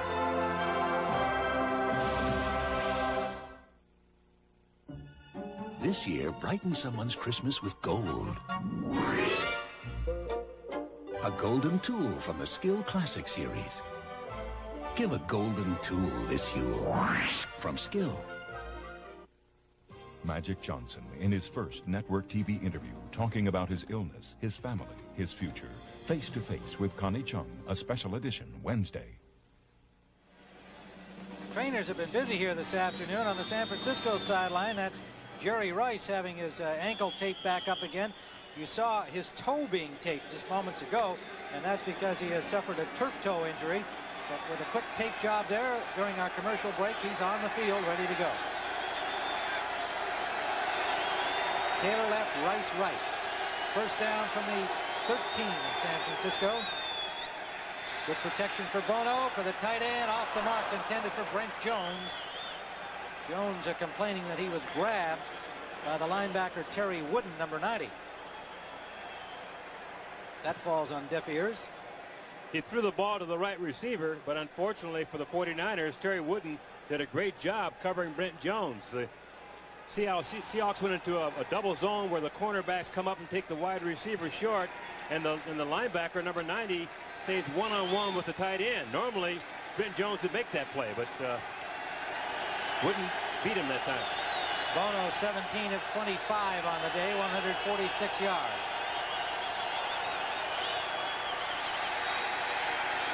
Jones complete, short of the first down. Hit first by Robert Blackman, the second-year safety from Baylor. Then the linebacker Darren Como, former 49er.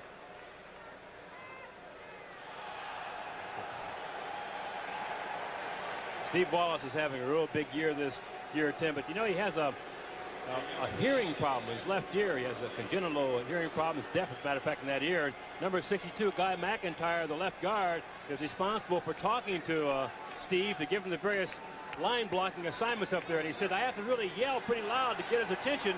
Sometimes I have to tell him before we break the huddle what we're going to do, but he has a hearing problem, but he's getting along with it pretty well.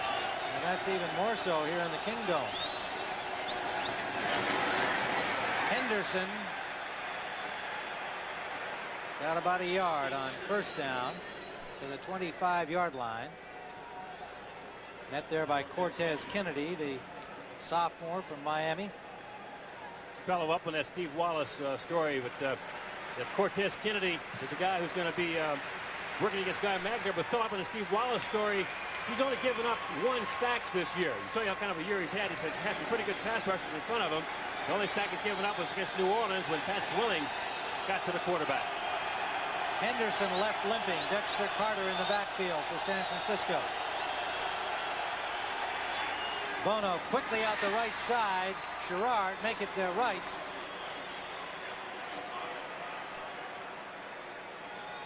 And another San Francisco first down. And there is Keith Henderson being assisted to the 49ers bench. So the big running back. An apparent leg or foot injury. He reaches for his ankle.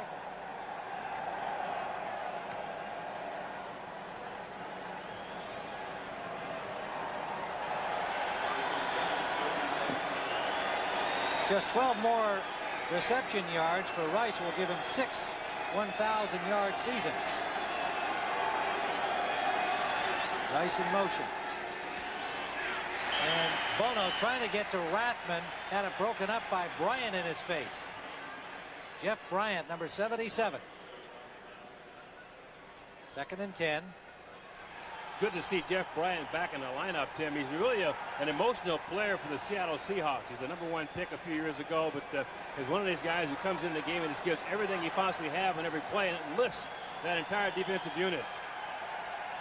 Joe Montana on the 49ers sideline. There's Jeff Bryant.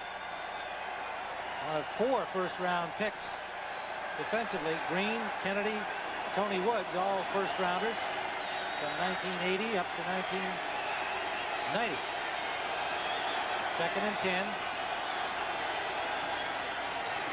Carter hit hard.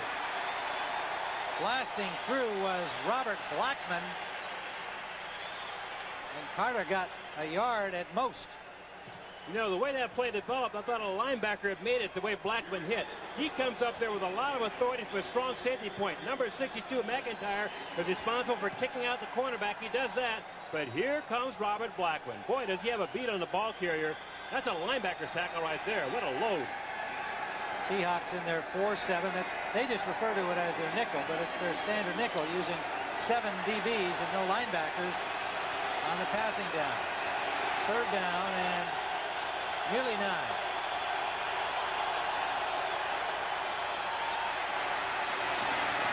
Bono's pass incomplete. Dwayne Harper had the coverage on Mike Sherrard.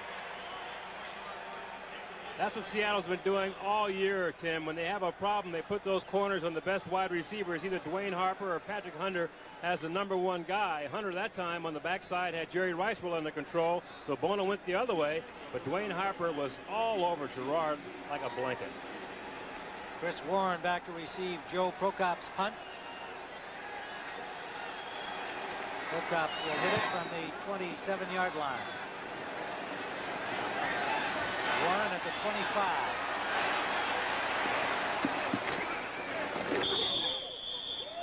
Smacked out of bounds at the 27-yard line. And Seattle will start from there, trailing 17-9 when we return. Isn't it Broderick Thomas, who was recently mic'd on the field. And then Broderick and the Buccaneers take on Chicago in an NFC Central clash. That's Keith Henderson, and they've got ice and a wrap on that left ankle of his. Doesn't look like he'll be back. On first down, the Seahawks, Derek LaVille gets about 4. Mark Rippon to Ricky Sanders. That is a touchdown, 17 yards. And in the third quarter, the Redskins and the Cardinals are tied 14-all as Mark Rippon takes a well-deserved rest. Tim? Thanks, Greg. Boy, I was glad to hear his... And that's complete from Craig to John L. Williams. Gain of 8 to the 35-yard line. This is a key drive, I believe, for Seattle. They've been unable to move the ball since their opening series, in which they scored a touchdown by James Jones. Their only other points came after the fumble by Kevin Lewis on a punt return, leading to that field goal. They have been stymied by this undermanned 49er defense. Well, you might remember, though, Tim, in that first drive, they had a lot of success running the ball to the right side and then kind of cutting up over the center. And I think really what it amounted to was that Jim Burt, playing at the nose to Michael Carter, had to really kind of get back into the rhythm of things. Now, Burt's containing the middle pretty well, and Darren Jordan does a good job on the strong side of the linebacker, so they're shutting down that running game. And the pass in that passing game off the mark from Craig to Tommy Kane, and hard to know whether that was a receiver fault or not. Looks like it might have been. I think so. By the coaching staff, talking to Brian Blades. Yeah, the coach is telling him he should have run upfield, should have turned it up. That's John Becker, who's the offensive coordinator for the Seahawks, and Blades and Craig miscommunicated. So the Seahawks stopped again, and the tide appears to be turning against them, although there's plenty of time left in a 17-9 game. Tootin standing at his 20, hits it from the 25. Oh, he launched that one. Taylor bobbles at the 10.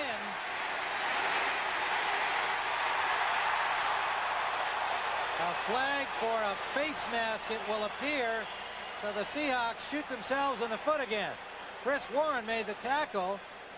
They had him dropped inside the 5, but they're going to give up probably 15. 55-yard punt by Rick Tootin. And an injured Seahawk down. That's Rufus Porter, the linebacker, and he's a starter.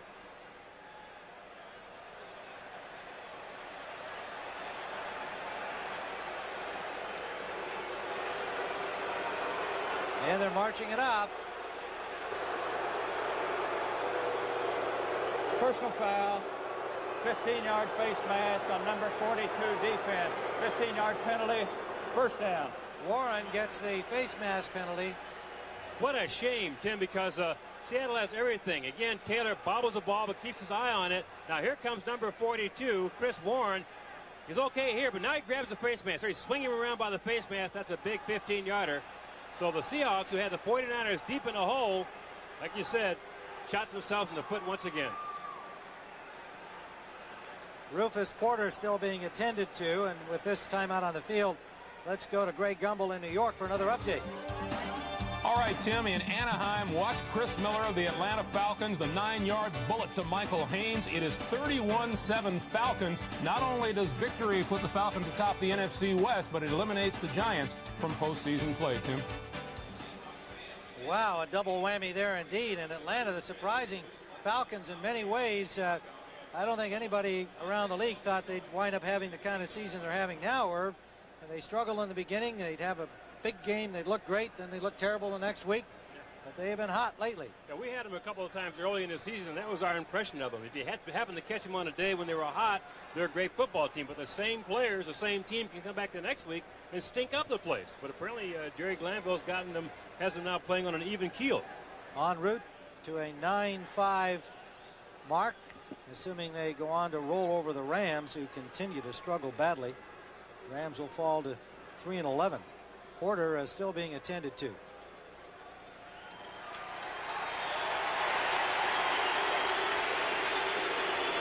We'll see what we can have in the Rufus Porter, number 97, trying to make a play on Taylor. And as he goes down to make the tackle, you'll see right here, bang, gets hit in the head by Taylor's foot. It was probably stunned a little bit there, and then bounced off that turf as well too. So he's walking off on his own power, and that looks good. Well, what could have been a first down inside the 5 turns out to be, in effect, a touchback for Seattle, because the 49ers, with the penalty, are starting from their 20. Crowd getting into it. 3:52 to go in the third.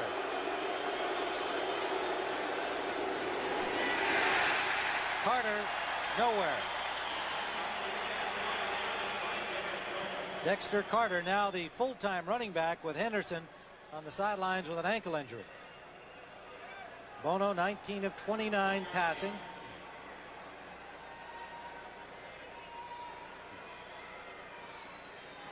Dexter Carter, the second-year man from Florida State, while giving Atlanta victory in their 31-7 lead over the Rams. That's their situation in the wild card race. Detroit still underway in their game. Dallas moved to 9-5 earlier today. The Giants lost, and they're out. Bono, good job there. Under pressure, short of the first down, but found the open man, John Taylor. That'll leave third down and about 2. John Taylor quietly makes those tough catches, Tim. He'll come inside for that curl pattern as he did there. And the problem with a pattern like that, from every receiver from the outside coming inside to the middle of our defense, knows he's going to get whacked right away. But you have to keep your eye on the ball, not see that defender coming, even though you know he's there, and make the catch. He does that so well.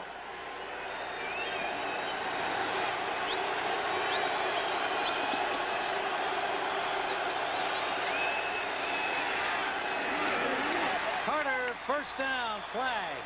Pass interference on 82. Taylor blocked prematurely on that pass route. They're going to call a pick pattern on the 49ers, and they're going to be marched back on this. Well, we'll see what the officials saw. That's what I saw. Let's see what they saw. Offensive holding signaled against the 49ers. It's going to illegal use of hands. Yeah, it's going to be Taylor. It's going to be Taylor, 82. Offensive pass interference, number 82, 10-yard penalty. Repeat, third down. This is a pick pattern, Tim, and what you try to do with an outside receiver is have him shade the defensive player, so he has to go around them or stop or slow down to have the back come out of the backfield. Now, you watch this play. Now, you'll see number 82 out here will come inside and make a play on the linebacker. You see that? He's blocking him. So now there it is. That's a penalty. You can't do it. Now what you want to do is either run him out of there or run close enough to him to slow him down so the back can come out freely. 49ers got caught. You can see Montana sneaking a peek at the replay screen here. He wanted to see why he got caught. Third down and 11.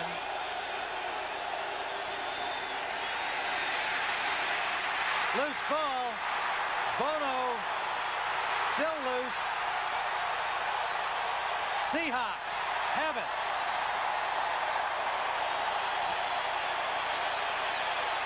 Tony Woods.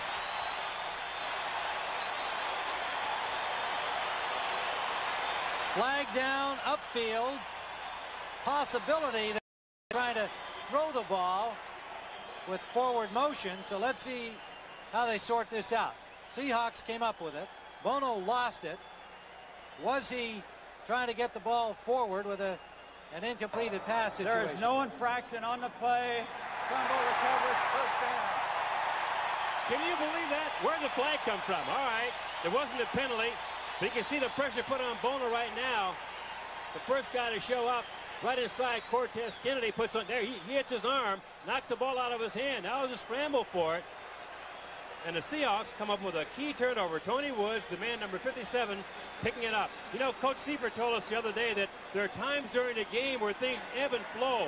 And when they begin to flow for you, you have to swell up to meet that challenge. And right now, Tim, you can feel the momentum rolling towards the Seahawks. Well, they have got a first and goal at the 4-yard line. Fumble recovery by Tony Woods. And now, is that review or crowd noise? Now, the review would be whether or not his arm was going forward. I thought...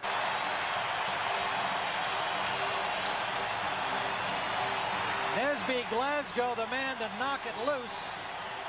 David Daniels, the man to recover it. This guy uncorked one 98 yards last week. Dexter Carter coming up in the middle, but Glasgow, you can see number 22, slapped it out of there. The ball's free, and the Seahawks come up with a key recovery. Of course, the man who picked it up off the ground, Tim, like you said, is David Daniels. Rookie from Penn State, wide receiver. First down, Seahawks. Yet another San Francisco miscue from the 28-yard line. 55 seconds remaining in the third. James Jones crashing for close to 5. Jim Burt made the tackle along with Dennis Brown. But this combination of running backs they have in there now, Tim, James Jones and John L. Williams is a tandem that's been together for some time. Of course, James Jones was traded here from Detroit a couple of years ago, but they played college ball together at Florida. James, I guess, was a senior when Williams was just a freshman, but they know each other very well. They like being in the backfield together because they complement each other well. They're excellent blockers and very strong inside runners.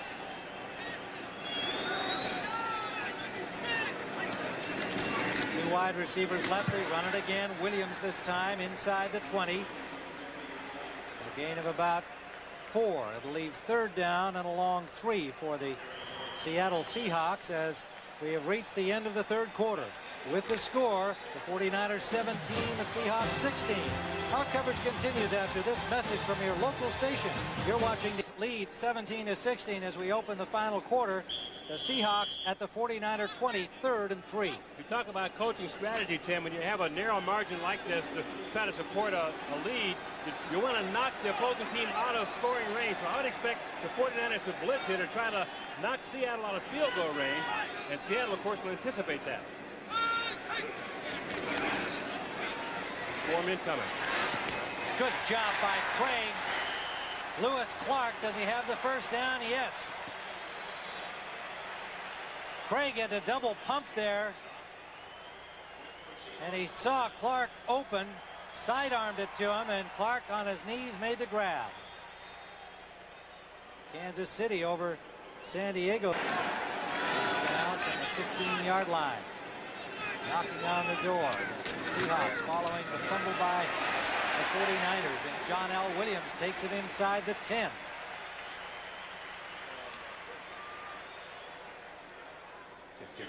Really good inside work by this offensive line from Seattle, Tim. Again, the center, Grant Fiesel, and Darryl Brills, the left guard. And then, of course, the right guard, Brian Millard, doing a pretty good job controlling the inside of the middle, rather, that 49er defense. When you see that base defense in there, there's a bubble over the guards. You have a tendency to believe you can run in those spots. So Mike Walder and Darren Jordan have to really be stout in there to shut those plays down. Second and long 5.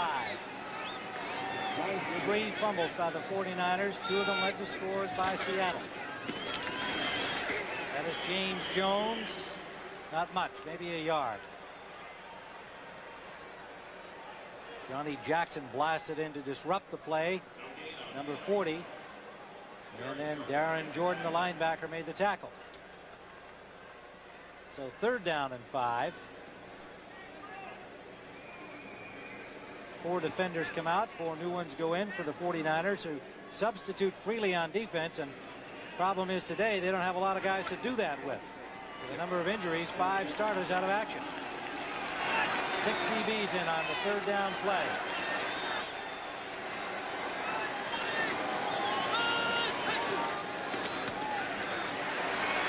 Craig gets it away, complete to Chadwick, short of the 1st down. Excellent coverage by Don Griffin. Never let him turn upfield, but a flag down back near the quarterback. 2, maybe 3 on the play. And it looks like it's against Seattle. Howard Rowe, the referee. They're trying to decide if they want to take it or not. Receiver just shook his head no. I think he's turning it down. Or he's saying no to something else. Let's see what happens. Illegal hands to the face. Number 64. Penalties declined. Brings up 4th down.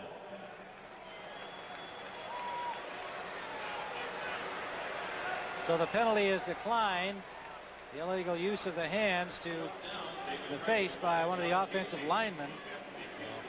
Derek Brills. I thought he said 64, but I don't think Brills was on the field. Yeah, he did say 64, but I didn't think he was there either, Tim. They said 64. I don't think Brills was guilty of that penalty. Warren Wheathead started at left guard and has been there most of the day. John Casey, 13 in a row before he missed a 51-yarder. Now he'll attempt a 25-yard field goal to give Seattle the lead.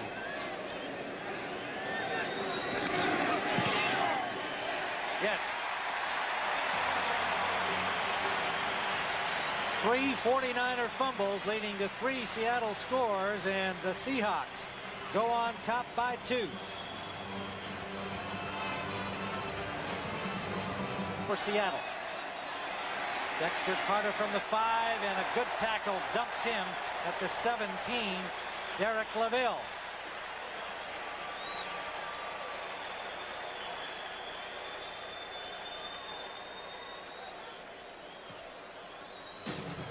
Well, the NFL Today starts our action next week at 12:30 Eastern. Doubleheader action, Dallas at Philadelphia, the Rams at Minnesota in the first games. And followed by that, you'll see either the Giants at Washington, one of the great rivalries in the league, or Phoenix at Denver. Join us next week for more NFL action on CBS Sports. First down, 49ers from their 17-yard line. Let's make it the 18. Bono complete to Rice. Seahawks have lost Rufus Porter, Irv, when he was knocked down at that play inside the 5-yard line. Banged his head, banged his shoulder, more so apparently, and we're told the shoulder injury is what has him out of action. He's not expected to return. So Porter out of the lineup, and Joe Kane, number 59, will take that spot. Keith Henderson has returned to the lineup, and he has the pass. Well, he's banged up 49ers playing on a little guts and tape, because we showed you a shot of him on the sideline with an ice bag and his ankle all taped up. But he's back out there and caught that pass for a gain of 5. Harper on the tackle.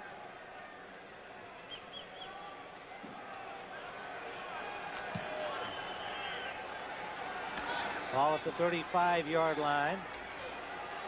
Jerry Rice, with his last catch, has moved into 3rd place in the most 1,000-yard seasons. Steve Largent, the great former Seahawk, still the leader there. On 2nd down, Bono. Incomplete.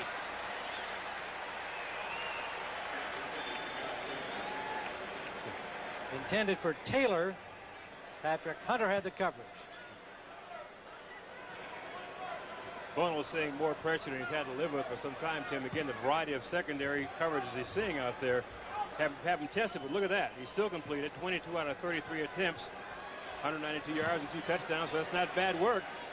We're seeing an unusual defense for the first time.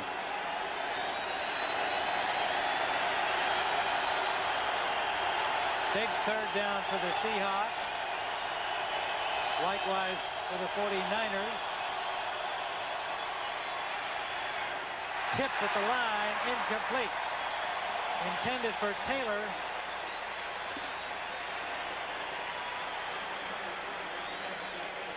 Looked like a Seahawk got a hand on it. Might have been Cortez Kennedy. Cortez Kennedy told us yesterday when we talked to him, all I wanted to do was get back there and mess him up a little bit. You know, make some penetration, knock the balls down. You can see him taking McIntyre back on the bull rush. McIntyre does a pretty good job keeping him in the line of scrimmage, but Cortez got up there and swatted that baby down. I just wanted to mess him up a little bit, he said. Jeez, I guess he did.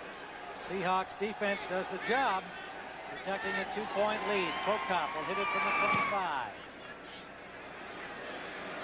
Short punt comes down at the 30. Warren to the 35-yard line. A 34-yarder from Prokop. And pretty good field position for Seattle.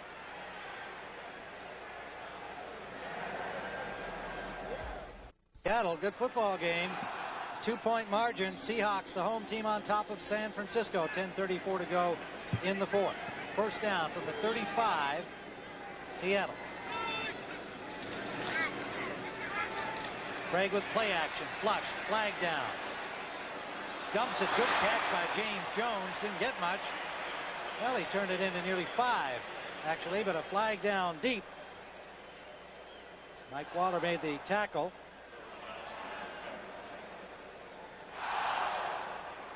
Talking to the Seahawks, so the penalty may be against San Francisco.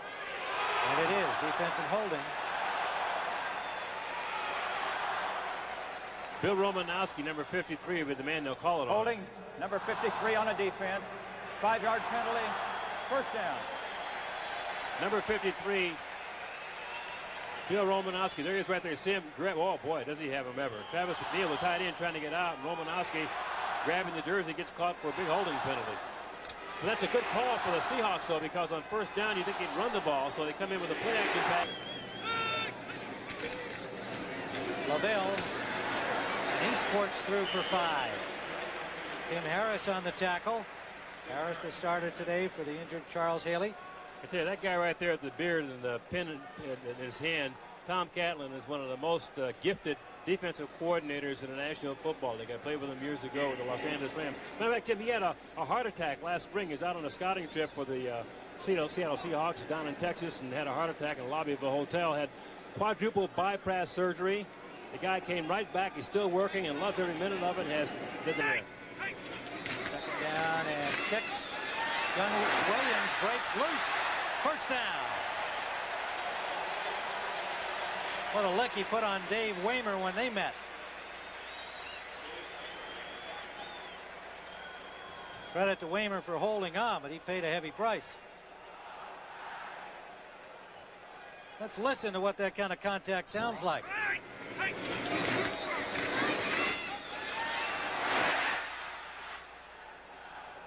Not only hear it, you felt it. I felt the vibration all the way up here. Ouch. Ouch is right. First down, Seahawks now in Niner territory. 48-yard line.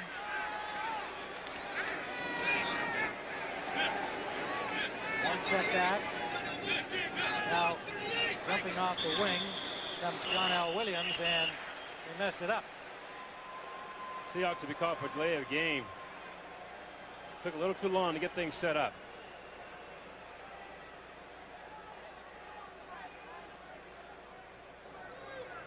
Delay of game, offense, 5-yard penalty, repeat first down. Got a little cat and mouse game going here, Tim, right now, because the 49ers have tried to counter this drive by the Seahawks by putting a defense on the field with 5 defensive linemen. They call it their blister defense, and it's primarily set up to stop the run. So when Craig sees that, he has to make a decision. Do I want to continue to put the ball on the ground or put it up in the air? And the 49ers are thinking, we're going to force you to run it, and we're going to force you to put it up in the air and try to take the running game away. First and 15 now, back in Seahawks territory. Williams driven out at the 45-yard line. He got 7 yards back. Waymer took him out. It'll leave second down and 8.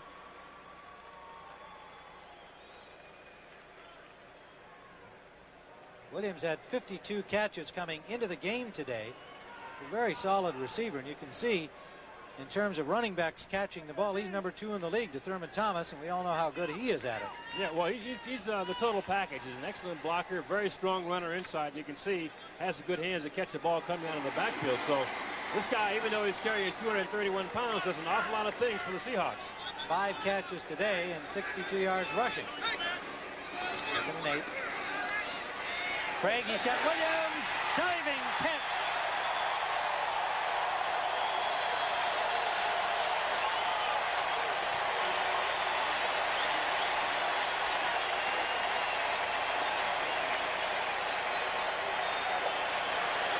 Well, that's what we meant. He does an awful lot of things well for the Seahawks. This time Williams is latched on to Darren Jordan. Here he is, a running back making a great catch like this. The guy, boy, I tell you, the wide receivers will be envious of this catch. Good body control, got the ball in his hands, both feet down, terrific. That's Darren Jordan, number 90. You saw chasing him. Remember, he's starting for Keith DeLong. He's a pretty good pass defender, chasing down running backs and tight ends. Williams runs the ball to the 20-yard line for a gain of 3. And a good drive underway here by the Seahawks. We haven't seen Williams do this yet, Tim, but we have to. He's catching the ball. He's running the ball. Maybe he'll throw a pass on this series as well, too, and line up for the extra point. Who knows? Well, you know, in the NFL, there are always a lot of injuries around, and he is not without one today either. He's been playing with a sore groin, but you wouldn't know it, along with a number of other players on both sides playing hurt out there today. And of course, this is a crucial playoff hope situation for both teams. You imagine, Tim, in Florida, they had James Jones, John Williams, and Neil Anderson in the same backfield. Wow. Jeez. Craig going deep for Tommy Kane, too far. Well, twice now, Kane has been open on that corner fade. Craig each time has overthrown it. Overthrown. He's been open by at least 4 or 5 yards. Should be an easy throw and the catch to make, but they've come up short both times. Tommy Kane from Montreal got a chance to get a scholarship to the University of Syracuse thanks to a man by the name of Bob White, who ran a community center in his community in Montreal. He was a hockey player as a kid, which is no surprise when you grow up in Montreal. In fact, Bob White said that he was as good as Mario Lemieux was when they were each teenage players in Montreal. On 3rd down and 7, Craig drills a low ball, not a good pass. Blades could not get down to it. Looked like Craig just rushed that a little bit, and it brings up 4th down. Looked that way to me too, Tim. He had a lot of time to make this delivery, but he let it go a little quicker than he wanted to and couldn't get the trajectory of the ball up. So there it is down to the ankles and an incomplete pass. David Whitmore had the coverage. On the other hand, I think you could make the case that Blades, seeing that ball sinking, should have been down on his knees to try and catch it. Most receivers that have gone down with the ball, get on the ground with it, bend your knees, and just, dive for it if you possibly can. Blades couldn't make the catch. Casey will attempt a 38-yard field goal. He's got 2 today. Make it 3.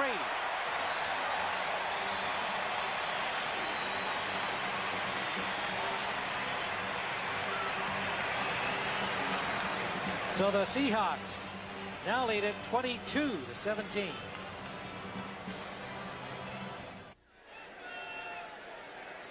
Seattle with a 22-17 lead. Tim Ryan and Irv Cross. We've got a thriller going in the Kingdome. Both teams still in the playoff hunt. Down in the stack in each case, NFC and AFC, but not dead yet. Winners' chances will definitely be improved. Carter from the 12. Look out.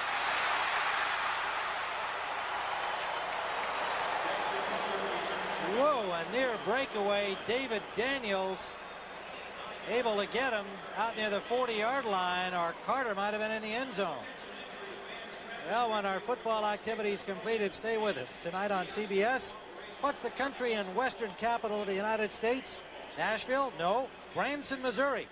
That's right. They've got more theater seats than they have on Broadway, and 60 Minutes has a whole block of them reserved for tonight. Followed by Brooklyn Bridge, and then it's the CBS Sunday movie Beaches, starring Bette Midler and Barbara Hershey, all tonight on CBS.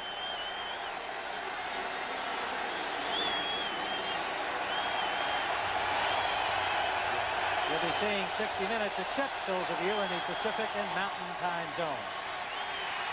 Bono in trouble, bounces out. Now he's got a man, Rathman.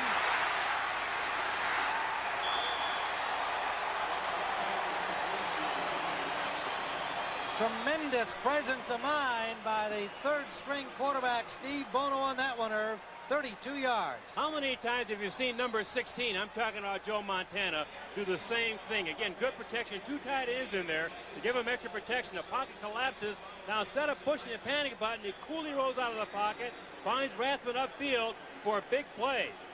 That is a big-time play, Tim. First down at the Seattle 27-yard line.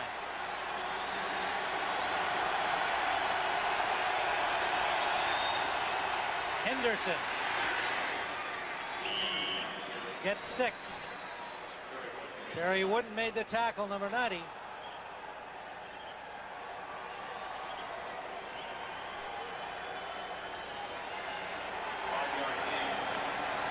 There's Henderson playing with a sore ankle. Seattle 22-17. 49ers driving, 4:50 and counting down. If Seattle can hold on to win here today, a victory by the Lions over the Jets would eliminate the 49ers from the playoffs. Our ace mathematicians back in New York feeding us this playoff picture information. 2nd and 6. Incomplete for Taylor. It was Dwayne Harper got a hand on it at the last instant. This is what I was telling you about the Seahawks defense, Tim. They match up real well against the 49ers because the strength of their secondary is on the corners. So you got Dwayne Harper, 29, Patrick Hunter, 27, on Jerry Rice and John Taylor. Taylor this time thought he was open. The ball was slightly underthrown, and Dwayne Harper comes up with a big play.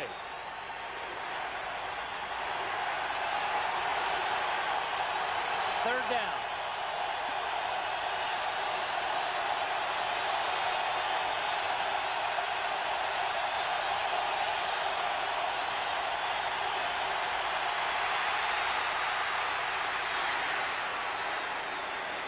First down, unless he gets a bad spot. He went sliding in there, remember. The ball goes where the ball goes, but it is a first down, just. Steve Bono showing he can run enough. You made a good point, Tim. That's a hard ball to spot because oftentimes you wind up thinking the ball will be placed somewhere near the quarterback's foot, but you put the ball down where the ball lands, and when he slides across the turf, it's kind of hard to determine exactly where to put it. He could very well have had that ball spotted, half yard or so one way or the other. At the 17, first down. Rathman and Carter are the running backs. Taylor right, Rice left.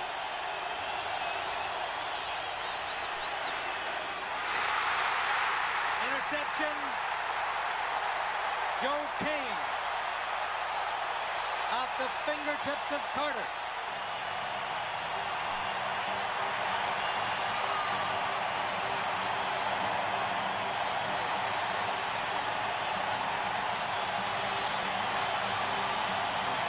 Robert Blackman put the hit on Carter as the ball arrived.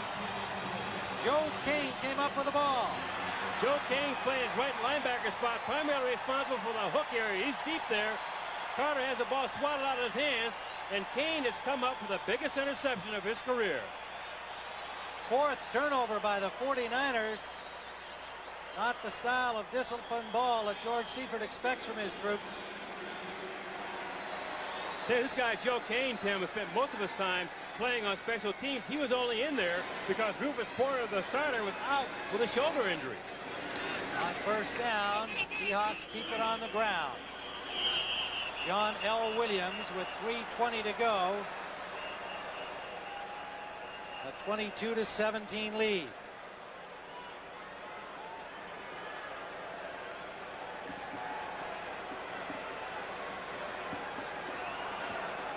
Well, the interesting thing about this game is that the 49ers defense with 5 starters out has certainly not been their problem. It's been turnovers on the special teams, and offensively that have hurt the 49ers today, not the backup defensive players. Yeah, the problems on special teams, right? The bobble punts and all and everything. But again, this coverage that I think Bono is seeing now, the 7 defensive backs, poses a little different set of problems, Tim, because there's a lot more speed in that secondary than you realize. You put the ball in the air, and all of a sudden, 2 or 3 people converge on it if it's going to go more than 30 yards or so. And that's what he's experiencing right now. The pass that he might have completed a week ago with a linebacker covering a receiver, now he finds he can't get it off because he has a faster defensive back there.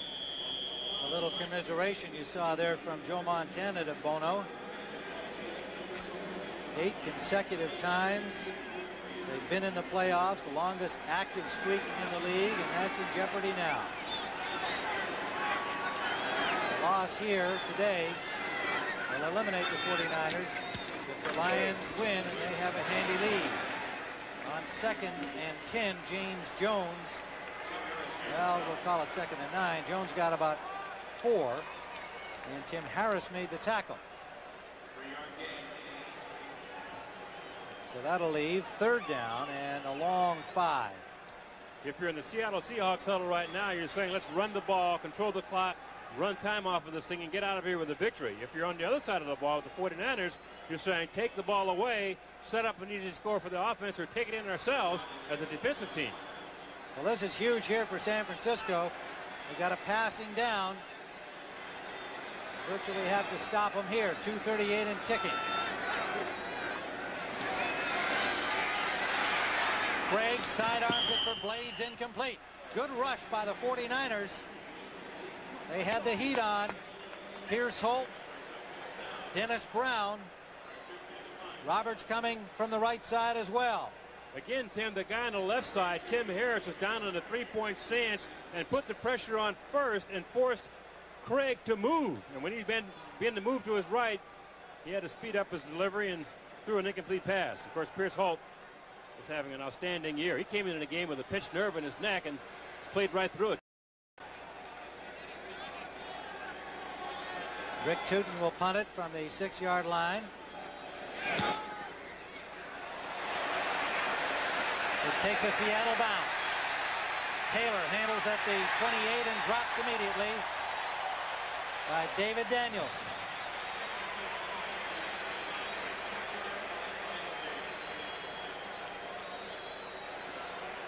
.49-yard punt. Joe Montana will be encouraging Steve Bono in their 2-minute drill. 2:20 to go and starting at their 29. Montana certainly knows how to do that, and Bono's so open about what he's learned having been around Montana, becoming a personal friend, which doesn't always happen with backup quarterbacks, but he acknowledges that most of what he's learned about quarterbacking, he's learned just by watching Joe Montana every day practice. Yeah, they've been friends for a long time. It wasn't since he just became a starter, but they've been friends for quite a while. He said, I'd have to be stupid if I didn't try to imitate Joe Montana. He's a great quarterback.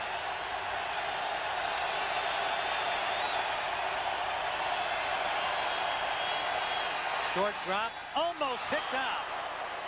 Great anticipation by Hunter. Bono going to Rice. Again, though, Tim, because you have 7 defensive backs on the field, Hunter can be aggressive like this on a play. He's on his right corner position, one-on-one with Rice. Cut in front of him because he knew he was covered deep by a safety. Almost came up with a key play. Sherrard was the intended receiver out there. I miscalled it. Rice, number 88, Sherrard. Now Rice comes out to the right. Redskins defeated Phoenix today. Washington 13-1 on the year. 2nd and 10 here. Good protection. Incomplete. Intended for Rice. Brian Davis back on the coverage. Yeah, this is what I'm talking about, Tim. This defense, Brian Davis is one of the fastest guys on the Seattle Seahawks team. He comes in on the nickel defense, which is the 7 defensive backs, has great burst and drive on the ball. Now, when you put those corners latched on to the wide receivers, and Davis is a free guy, but he's on the corner too, but oftentimes he can come back inside and help on the play. Played for the Washington Redskins, and he had a problem with his knee. The Redskins tried to wave him through waivers to claim him, and Seattle grabbed him because they liked him so well. And this guy's quite an asset to the secondary. 3rd and 10, huge.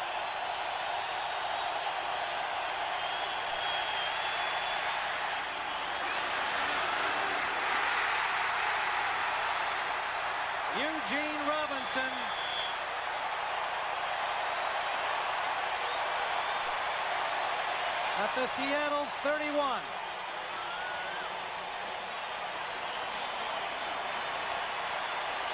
To me, a little unusual call for the 49ers going deep on 3rd and 10.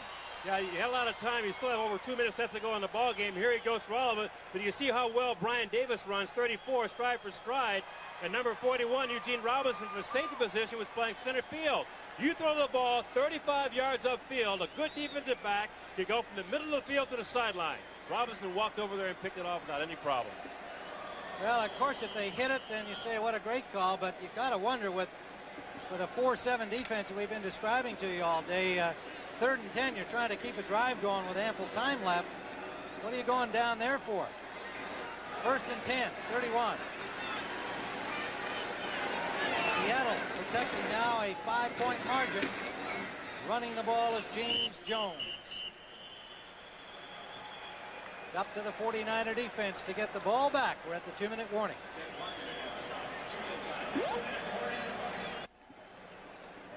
Seahawks say this guy should be headed to the Pro Bowl this year. Out of Colgate as a free agent in 1985, Eugene Robinson. And he came up with the interception, the 5th turnover by San Francisco today.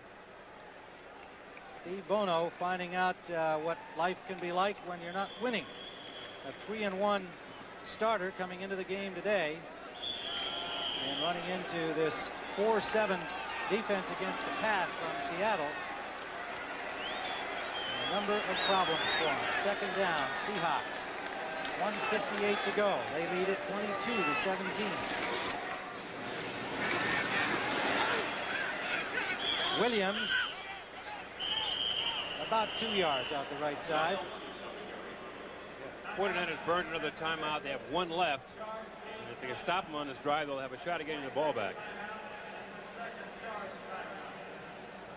5 49er turnovers to only 1 by Seattle. And they have all been costly. The first 3 led to scores by Seattle.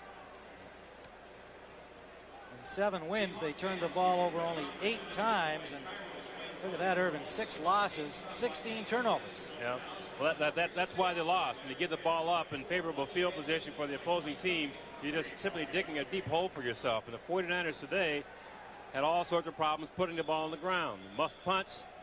And, you know, when you have that, you make it easy for the opposing team. Again, another very large 3rd down play for both teams here. 1:53 to go. 49ers must stop them here. Seahawks desperately want the 1st down.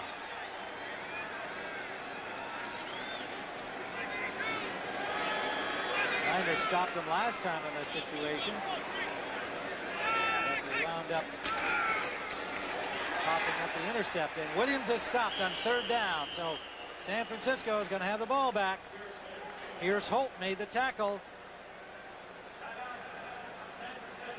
Jackson slow to get up. Johnny Jackson.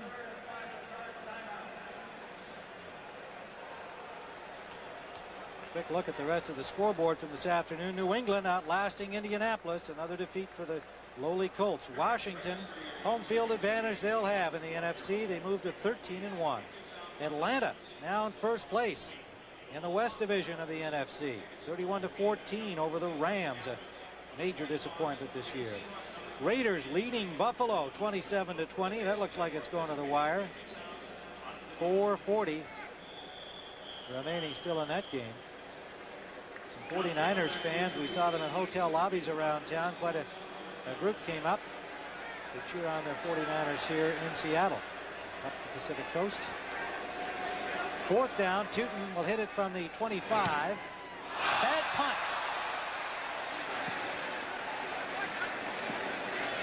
It'll be downed at the 49er 43-yard line. Uh-oh. Boy, what a time to shake a kick. A 39-yard punt, Tim, was it? 21. Boy, a 21-yard punt at a time when he needed to really boom it to get his team out of the hole. Now, the 49ers trailing here with a minute and a half left to go in the game are in pretty good shape. Another life for Steve Bono and his teammates. Bono with a chance to make up here for the last pick. Well, for those of you expecting to see 60 minutes, you're watching the NFL on CBS in the game between the 49ers and the Seahawks. I'm Tim Ryan along with Herb Cross. Our score, Seattle 22, the 49ers 17. 60 minutes will be seen in its entirety immediately following the game, except in the Mountain Time Zone. Bono going deep for Taylor. He's got it. First down at the 15. That's the pass he had intercepted earlier, Tim. This time, Taylor didn't take his pattern quite as deep to the safety as he did before. He kind of leveled it off, and Bono hit him right in the seam. 41 yards. Bono stops the clock with a spike. It'll be second down at the 15-yard line of the Seahawks. 1:14 to play. Well, they went right back to the long ball, and this time they made it connect.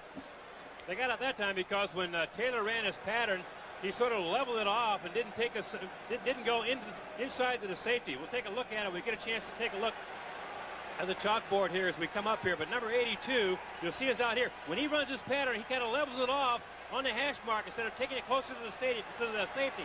Now watch the delivery here. Come out there now, run the post pattern. Now level it off, flatten it out. See how he flattened it out there? Staying away from that safety man, completed pass. Second down. They spike it again.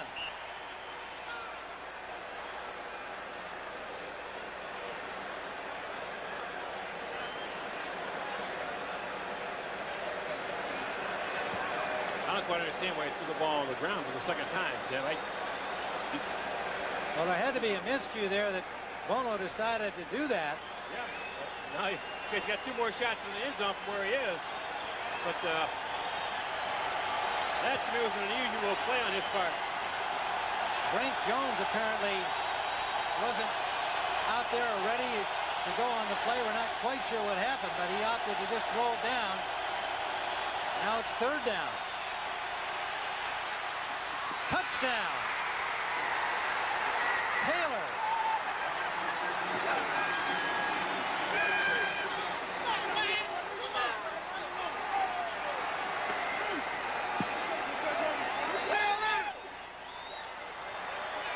$15 yards for the score.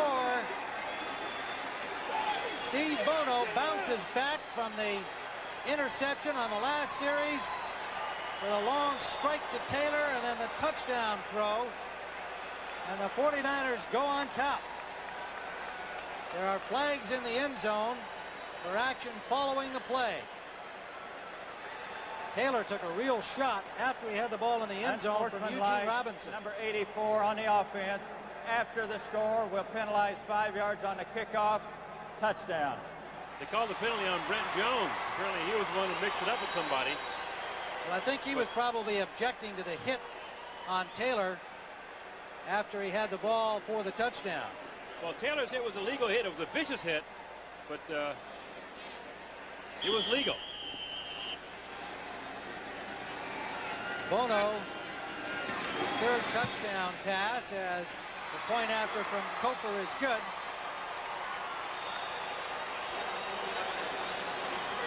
All right. 24 to 22. Get ready for the Montana-Bono comparisons now, Tim, because people in San Francisco have seen Joe Montana do this any number of times late in the game, bring his club back 60 or 70 yards to win the game. There's a toss, a post pattern inside to number 82, John Taylor. You can see he's hit there pretty hard once he catches the ball. And again, good protection up front. The offensive line does an excellent job giving him time and room to deliver the ball. Patrick Hunter's beaten, and John Taylor comes up with 6. And Steve Bono, all right, the game's a lot of fun. The game's a lot of fun.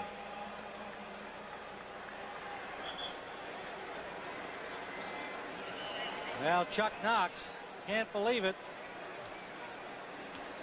But there it is. And Steve Bono, who had just had the interception on the long ball for Taylor on the previous series, comes up with 2 big passes, perfectly thrown. 49ers penalized Brent Jones, and so they'll have to kick off from the 30-yard line instead of the 35. Well, the Seahawks have all their timeouts. They're only down by 2 points, and they have an excellent field goal kicker. That's what I'm thinking right now. And they're going to get this ball in pretty good shape after the kickoff here. And I hate to say it, but it's going down to the wire. Seen a number of turnabouts in this game when you see a 21-yard punt by Tootin, who had kicked the ball well throughout the game. And of course, 5 49er turnovers. Warren runs hard to the 27-yard line. 1:04 remaining for Dave Craig and the Seahawks. Bono, 25 of 44, 280 yards, 3 touchdowns, 2 interceptions. Well, the Seahawks still haven't given up a 300-yard passing day yet. That's one of the things they try to do, is keep a team under 300 yards passing, and so far no one has done it this year. Craig is 15 of 27, 119 yards.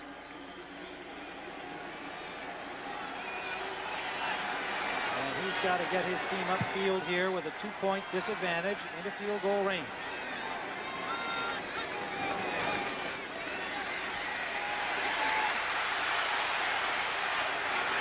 Finds a man, Chadwick. Craig nearly sacked, going to his left, making a difficult throw to Chadwick.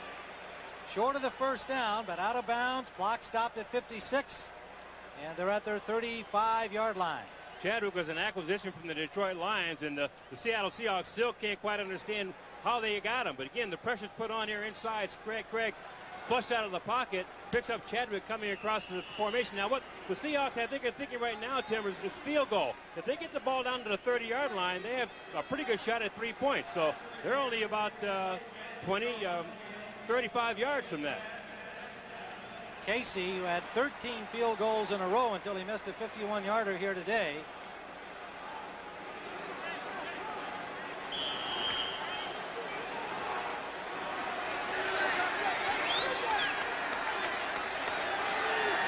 Second down and a yard. Craig again runs out of time. Oh, Nate makes a nice move. Still going, dropped the ball. 49ers have it, still loose again. Signal is San Francisco. It is 49er ball. 43 seconds remaining. Tim Harris stripped it from behind. Craig on the run. And Harris, the former Packer, trying to find a home here with the 49ers, comes up with a big play. Number 92. Now watch his pursuit. Tim Harris, the defensive lineman, in a relentless pursuit here, breaks off and comes upfield. Now he's chasing Craig. Craig can't see him. Here he comes, and slaps the ball out. What a big play for the San Francisco 49ers. Tim Harris, who reported late to camp because he's a holdout with the Green Bay Packers, traded to the San Francisco 49ers with the high hopes of being an impact player on this football team. And Tim, you earned it right there. San Francisco with a first down and 43 seconds left to play. And they go into the safety look here at midfield.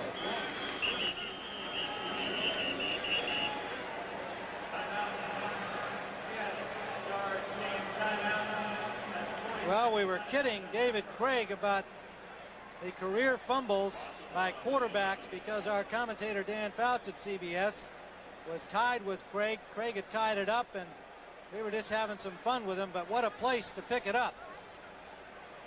Trying his best to make a big play, Tim, and boy, this game, I don't know, it just kept everybody on edge. It was a great effort by both of these football teams, and you can't fault Craig for that fumble. You just didn't see the defender behind him, and Tim Harris made a great play. Boy, he had made a terrific run. He had to leap over his own lineman, Warren Wheat, in order to get upfield and get the ball into field goal range. Hoping to do that at least on the next play or two, which he had time for. You know, Tim Harris, when he used to make sacks at Green Bay, would take out his pistols and shoot, you know, like he's pretending like he was shooting. We asked Seifert about that last night. I said, Coach, if Tim Harris gets a sack, is it okay for him to pull out his guns and pretend like he's shooting people? He said, hey, look, I wish he would. I want him to pick out those guns and start shooting people. That was a big play right there. On second down and 11, Rathman takes it for about 2 yards.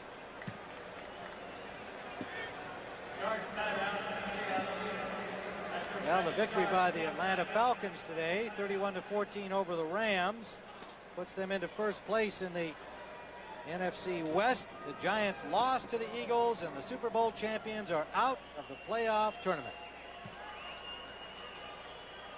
Atlanta and New Orleans now each 9-5 on the season in the NFC West. There's John Taylor, came up with a winning touchdown, what appears to be the winning touchdown, a disappointed Chuck Knox.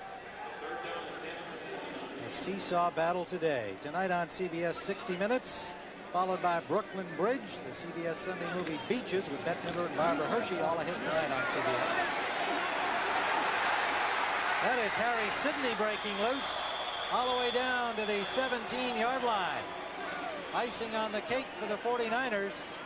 26 seconds still remaining. Now, last week when they scored a touchdown that they didn't need to beat New Orleans, it was Joe Montana was the guy who alerted them to the fact that they ought to go ahead and score, even though Jim Morrow wasn't happy about it, because he said the 49ers might need the points in a tiebreaker situation in their hopes to get into the playoffs. This one will not occur. The final score here at the Kingdome, 49ers 24, the Seahawks 22, and we'll be right back.